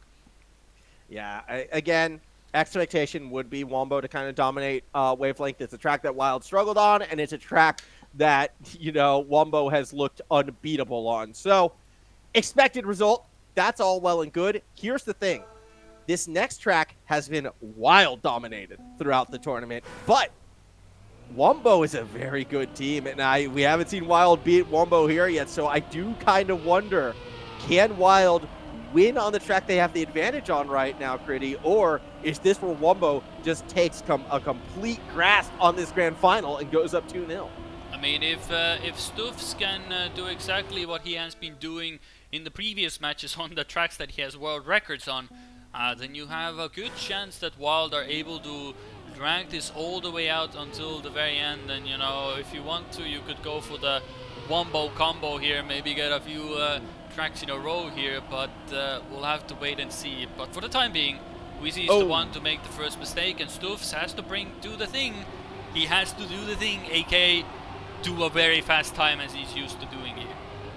Yeah, but that's kind of been the MO for Wild on this track. It's just, you know, Wizzy, I'm going to give you as many rounds as you need to start taking away while I just get P1 after P1 after P1. However, Wombo, I mean, they're looking for an ace in return because both Melio and Epos are staying right with it. Melio really has been the one leading the charge so far this grand final, might I add. Looking very, very comfortable in that P1 position. However, it's always about the exit of the identity, and Stoofs, that's where he makes the move. That's where he starts to pull a car and a half lengths ahead as they move towards the finish. Going to still have to risk it here in order to secure P1. No snipes, instead a draw. Very clean ending by Stoofs as well. And I mean, hey, if there's anything to go by today, you know, we haven't seen anything from Dennis the Menace on caution.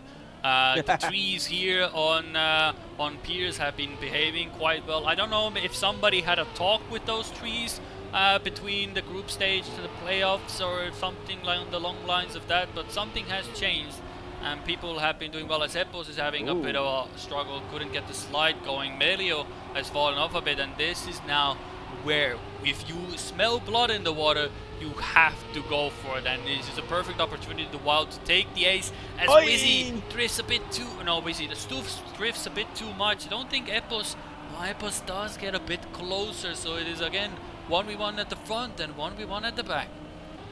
Yeah, and with Wizzy, with Melio right behind them, again, Melio, I'd argue, has kind of looked terrifying so far this grand final. That lead definitely not secure for Wizzy. Here we go, up through the identity, and you can see Melio has the speed, has the more inside line, but can they hold said speed? Wizzy still out in front and is now pulling away, coming down to the ending. Melio goes for the snipe and gets it! That front left wheel barely getting ahead, and it will be enough for the draw. Yeah, Wizzy didn't get enough of the turn there as well, and he chucked him so wide that he had too much speed. Usually I see Stoofs and Wizzy take the penalty to slow them down, so they have the perfect turning radius to get into the finish block the exact same way, but Wizzy didn't take enough of the penalty, and he was so wide that it allowed for Melio to take the snipe. And now with Wizzy having a bit of a fumble early on as well. It means Stuffs again has to bring in the A game, because currently, oh, that's very wide. Oh, still able to keep it on track. Oh, but that is not on the track, and definitely Melio is not being on the track for the time being. Wizzy again touches a corner there, but Melio is so far behind that he can afford one. That said, Epos still right on Spoofs, so I mean, the potential for the draw is still pretty high. Stoofs is going to have to hold off one of the best drivers, and that's not how it's done. Big time bonk. And now Stoofs is starting to fall back. Everyone kind of comfortable in their position, but when you're slow up the identity, you're going to be slow on the exit as well. I wonder if Melio... Nah, Melio's too far out of it. We're not going to see anything crazy unless someone completely borks the finish. They do not. Third draw in a row. Yeah, they are really, really, keeping us on edge here at the moment. Who will draw the first blood here? They're sort of trading blows here, who will get the upper hand here, who's going to break the camel's back. And it seems that at the moment it is Melio who really wants to give Wild the perfect opportunity to do so. But if you have one member in front, you can still do a draw, Max. It's still possible. Yeah, and with Epos, you'd almost say it's likely right now. Epos versus Stoof setting themselves up for a nice battle for P1, with Wizzy just looking to pick up any scraps should they have some. And Epos, it's a bit shaky through those lines, gives up a bit of time, but then gets it back with an amazing slide through this grass section. They're right back up with Stoofs again. Epos laying it all on the line to still fight for this draw. And in fact, off of the jump, they have the lead. Epos going crazy right now as we go in towards the identity. Yeah, Stoofs usually gets more speed out of this section, and he usually has the better corner, but he will have more speed. And his setup is better than Epos. Stoofs goes for the lower line. He will get more speed out of the corner, but he won't be as inside as Epos. 3,000 separating them. And what did I say? You only need one member to get the draw. 4-4, 4 rounds. They are really making this grand final simmer, and Stoofs clips a hole. What is up with... Everybody needs to stop putting holes on the tracks that Stoofs drives. Perfect has a hole at the start, Stoofs clips it. This map has a hole at the start, he clips it. Clearly, he's not a fan of holes. But he's still right up there. Yeah, Stoofs sees a hole, Stoofs wants to plug it. Stoofs is great at plugging holes. I just want that to be known, and that's something that we've seen time and time again. But going back to that last round, I'm sorry, that was one of the greatest recovery drives from Epos I have seen throughout this event to get that P1 by 0.003 of a second. That was absolutely insane, and I credit where it is due. And that right there is why Wombo is so tough to beat. And again, this is supposed to be Wild's track. This is supposed to be Stoof's track. And yet it's Stoofs who's starting to mess up. It's Stoofs who's leaving it to Wizzy to try to pull off something crazy here. But Wizzy hasn't really gone for the risky finish yet. They're going to have to this time. They have the slower line. It's all going to come down to that launch. Epos slowly pulling away. Wizzy's going to have to cut it tight, but they cannot get it. A round win, and the first lead goes to Wombo. It is a close affair. They really are struggling to get away from each other on this track, and you rightly said, if Stoofs could be in that fight right now, that could have been a much different outcome there, I believe.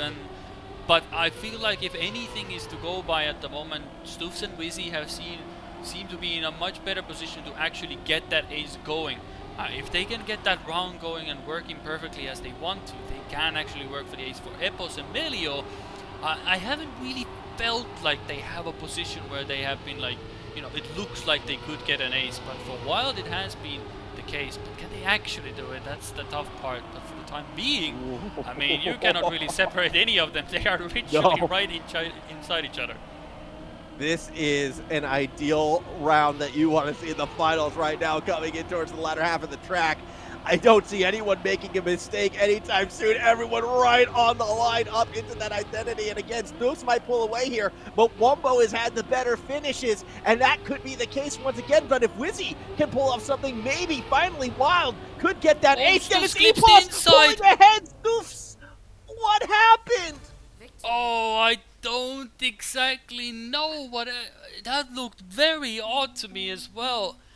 There isn't really particularly anything you can clip. I guess he went too inside there?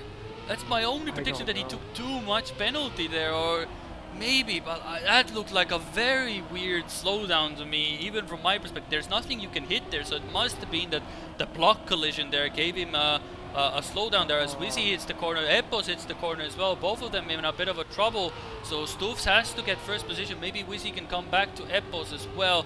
So very hard to see at the moment, but that is a very rough end because it looked like a perfect opportunity to get the ace for Wild, and now they have to struggle to just get an ace. Not to get an ace, get a draw out of this one. Yep. Yeah, I mean, they have to win this round, but unfortunately, it feels like Melio might have this one under lock and key. Granted, there's still a few turns left. Wizzy just falling further behind Epos, so it's kind of up to Stufs to make an overtake, or that could be this map lost. Stufs going very much on that inside line, can't make the overtake, and Melio's going to have more speed going into the end. It's all going to be on Stufs to make the snipe. Cannot do it. A PB for Melio gives Wumbo the second track. Yeah, that's a rough one to lose out on. I still don't know what exactly happened to Stufs there. Like, there shouldn't be anything that he would have collided it unless he somehow went so on the inside on the sand that he clipped the palm tree somehow, but I highly doubt it. It didn't look like to me that line, but it puts now a situation where it looked like it could have been a 1-1, and now we are in a situation where Wild have to reverse sweep Wumbo, and they have to start on perfect of all maps as well. And I'm gonna be honest, Stufs hasn't had the perfect time here as well, and it's been mostly Wizzy being able to hold on. There's a reason why he has the world record on this map, at least the online world record as well. So if there's any time for Stufs to make this map count, it is right now. And people in Twitch chat before, I forget who it was, my apologies, who pointed this out, but someone was talking how, like, apparently Epos was saying, yeah, Wizzy might have the world record now, but I can take it from him. And what a time to do it against Wizzy himself in a grand final. My eyes are on Epos here to see what he can do. This is Wumbo's final for the taking. It's a track they like. It's a position that they want to be in. Again, they've only dropped 2 tracks all tournament long. They would have to lose 3 in a row to let this grand final slip away. Wild have such a monumental task in front of them. Yeah, but it always starts with 1 round, 1 track, and eventually it could be more than just 1. But Stufs goes a bit too hot into the third section. Hepos goes very wide swing from the third itself, so it at least rectifies what Stufs just did. And that is a very nice gift from Epos at the moment after that previous map as well. And if Wizzy can hold on to first position, maybe, you know, he could be the one to actually go for his own record at the moment. He's looking to be rather fast at the moment. Yeah, that said, though, it all comes down to the ending, and we've seen so many drivers kind of, you know, have a little oopsie moments. Not going to be the case here. Enough speed for first and second to go risky and finish as well. Round 1 goes to Wild, and yeah, that was about as close to a world record as we've seen today. Yeah, that is probably one of the fastest times we've seen on Perfect as well. Very nice time as well.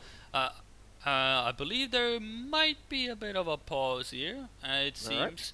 I cannot, of course, check the in-game chat. Maybe you could do the courtesy for me as well to see what might be happening. I can't see the in-game chat at the moment as well. Maybe if you can click the logo at the bottom left, there's a bit of an icon. Click on it. Maybe you can then scroll through the chat as well. I could quickly, of course, switch to our... Actually, let's... There it is. No, I got it up. It was an input delay, so it is a pause. Oh, there is an input delay? Oh, there is. Yeah, apparently input delay for Epos. Well, I switched to us anyway. To begin with, and apparently also my OBS is now frozen for the time being, so I cannot actually switch scenes as well, so hopefully I can do that casually as well, but for the time being it is not responding, so that is great stuff. That fills me with confidence, hope, and joy, doesn't it? Yeah. That's okay. All what we're missing is Stufs driving circles around his hole. Yeah, but either way, seems that OBS has now had has passed this aneurysm. Is back here again, but yeah, we can see that there was a bit of a input issue with Epos, so everybody has stopped and go. Probably maybe explains why he went so wide from that turn towards the checkpoint, that maybe he didn't get like the response that he's used to. So maybe a quick, you know, plug in again, you know, the usual stuff, you know. I don't know, I play with my controller with, you know, I have my controller on the table. I play it with always cable in, because I'm always wary that the last thing I want, imagine in a Trackmania match as well, your battery runs out, you know, in the middle of a match. I agree with you. If you're playing with controller, always keep it plugged in. Yeah. The problem is, and this is more for people who do what we do, when your PC decides, hey, that controller sounds like a cool microphone, all right, and tries to do that to you. But no, I'm with you, controller plugged in. But then again, I'm a filthy KBM player when it comes to Trackmania, so no controllers for me here. I mean, yeah. Well, technically, you could say there's plenty of devices that can be used. Joystick, Wizzy's technically a wheel driver. He uses a wheel as well. Technically, he's the only wheel driver here, I believe, as well. And so, you know. I think, honestly, and this could be a hot take, I still believe, and even though I don't even do it, the most optimal way to steer is with mouse. I think that probably, if you can master that, in my opinion, that's probably the most optimal. Yeah, I know, and I think they're doing it the best. I think they're the smart ones. They learned how to do it. I think mouse steering absolutely is the way to go if you can pull it off, but I also think it can be the toughest as well. Well, it's definitely something that you have to get used to, but I feel like you can do the same thing with a joystick or a wheel as well, because you have a lot more control with the input device as well. Flight sim joystick. Yeah, there is a player who does it actually as well. There is, of course, because there is an actual who plays. He's a very good, actually an Estonian player, Sander, who's a very good player on joystick, and his precision is very immense as well, and quite unmatched on snow environment that we have in the game. And soon Rally will be in the game as well, 27th of February as well. Funny enough, we actually talk about Estonia, but because today is our Independence Day. But that is not important. It's the match that is important. We go underway as well. Now, I do believe that the scores are displaying 0-0 at the moment. I don't know if they will continue on with 0-0 or they're gonna be gentlemanly about it. We'll have to. Maybe you can get that information from in-game chat. Yeah, they were talking about possibly making the finish 2-1, and then SRK is saying score will be 2-0 for Wombo map-wise, because the scores have gone 0-0 again. I didn't really catch. One sec. I'm trying to catch to see what the official ruling was, but this is, I believe, a live round. Yeah, I don't have that, unfortunately. So this is a live round. Treat it as such. I think we may have gone back to 0-all. I'm not too certain. Hopefully. This could be a practice run, actually. And yeah, you can see Spoofs starting to drop back, but I believe they might rig the finish? Nope, they're just coming across. Okay, fair enough. Well, they're going to come across the line anyway, yeah, because at the moment it is the case that as far as, just to give you an update as well, the match result will be tracked manually.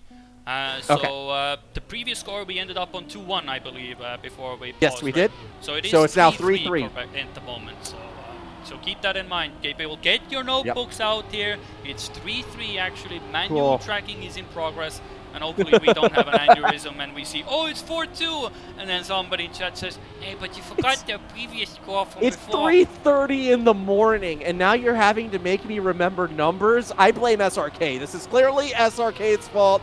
Everybody, send SRK angry emails, but make sure you sign it with a love heart, because SRK really is doing fantastic work here today. Yeah, 3-3 the current scoreline right now. Wizzy and Spoofs in good position to once again give themselves that 1-point lead unless Melio can play spoiler.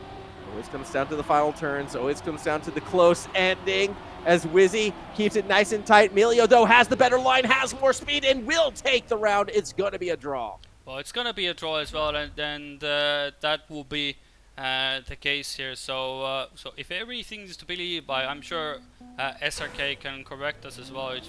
As far as I understood, the first round score did count, and it is 4-4.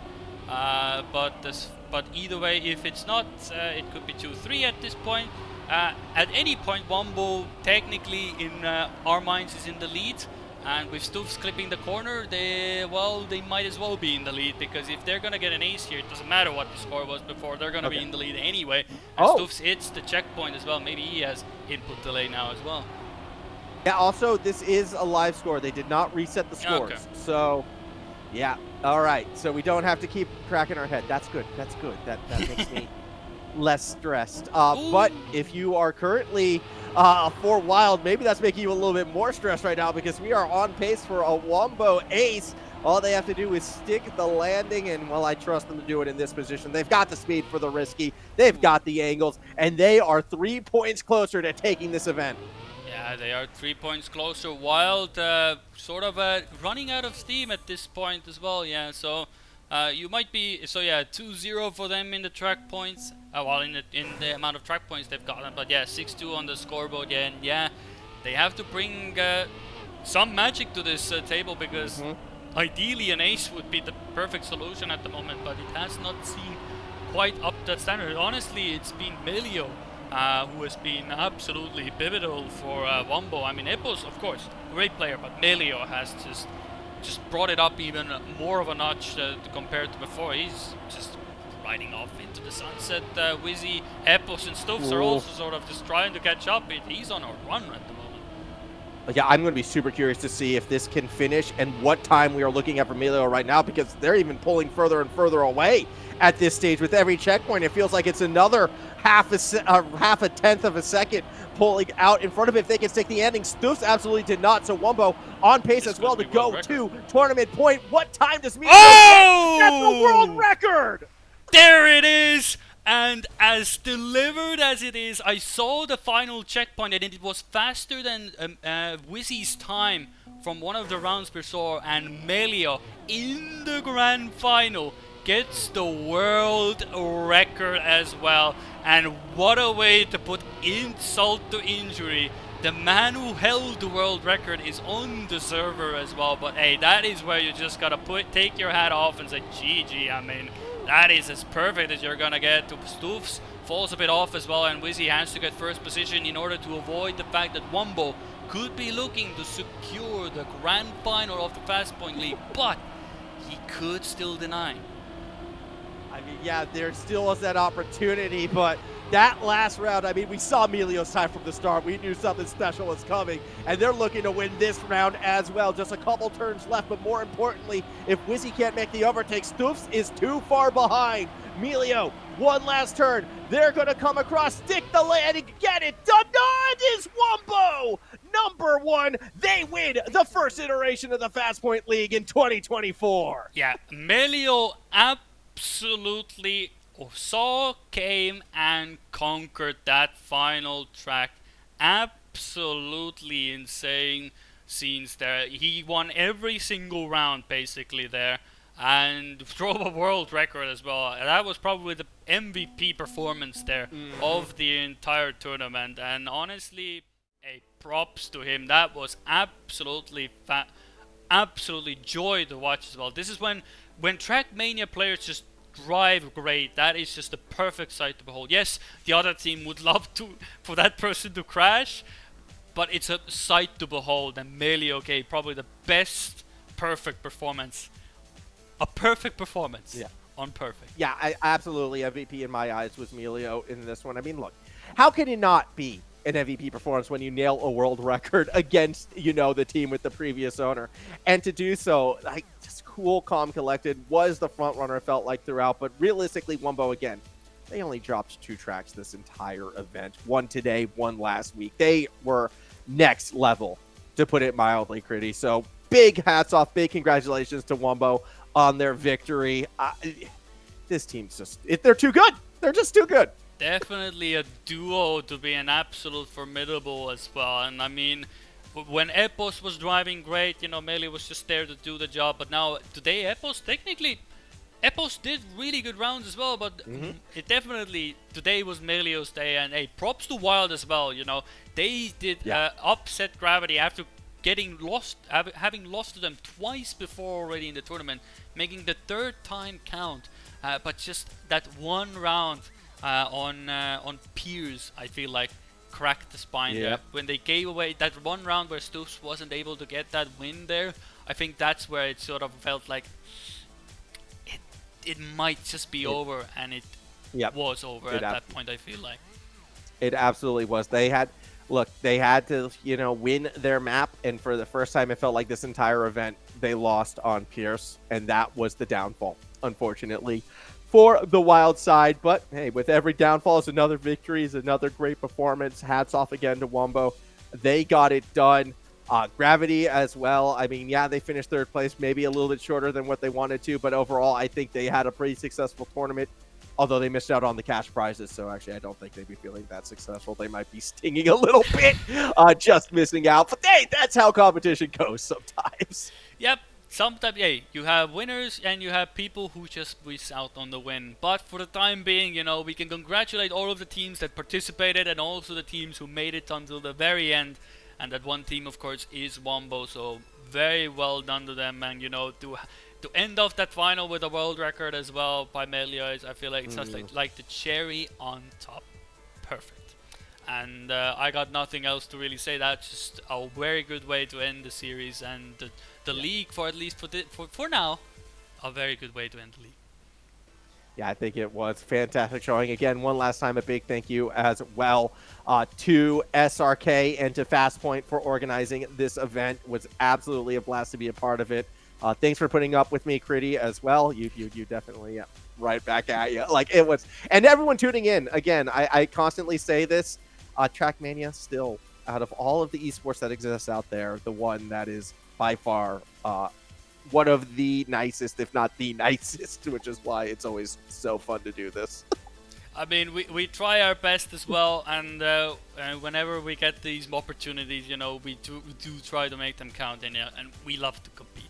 It's in our nature. Yeah. We've done it for 20 years now through various games, and I feel like at the moment, at least, it feels like it's only, at least for now, it's only about to begin. It's only early days in 2024. We have plenty of tournaments to come. So hopefully everybody who gets to be there will be there as well, and hopefully, we'll see you around, Max Farm. Well, technically, we will see each other around relatively well, we'll soon. be. There is some we're other not done leagues yet. and stuff happening, so keep an eye out on events. I heard the first A-tier LAN is coming up too. Are you going to be at that? I would have to assume you're going to make an appearance, right? I mean, I will try to get. Well, there's Comic Con that I know that I will be there. There's also like XP Evo is hopefully making a return as well. Probably, I don't know exact dates and stuff as well. There's some land that is being made by Big as well, but there's so much stuff that are happening. We lost the World Tour, but people still just make tournaments every single week, basically. So it doesn't really make a difference. So for the time being, I bid a farewell for myself as well. Formal Max, you've been an absolute joy to be with as always, and everybody in chat as well. But we do have to say goodbye. So hopefully you had a good time here as well. And from us, it will be a goodbye. Wave goodbye, everybody. Bye-bye. Bye. See you until next time.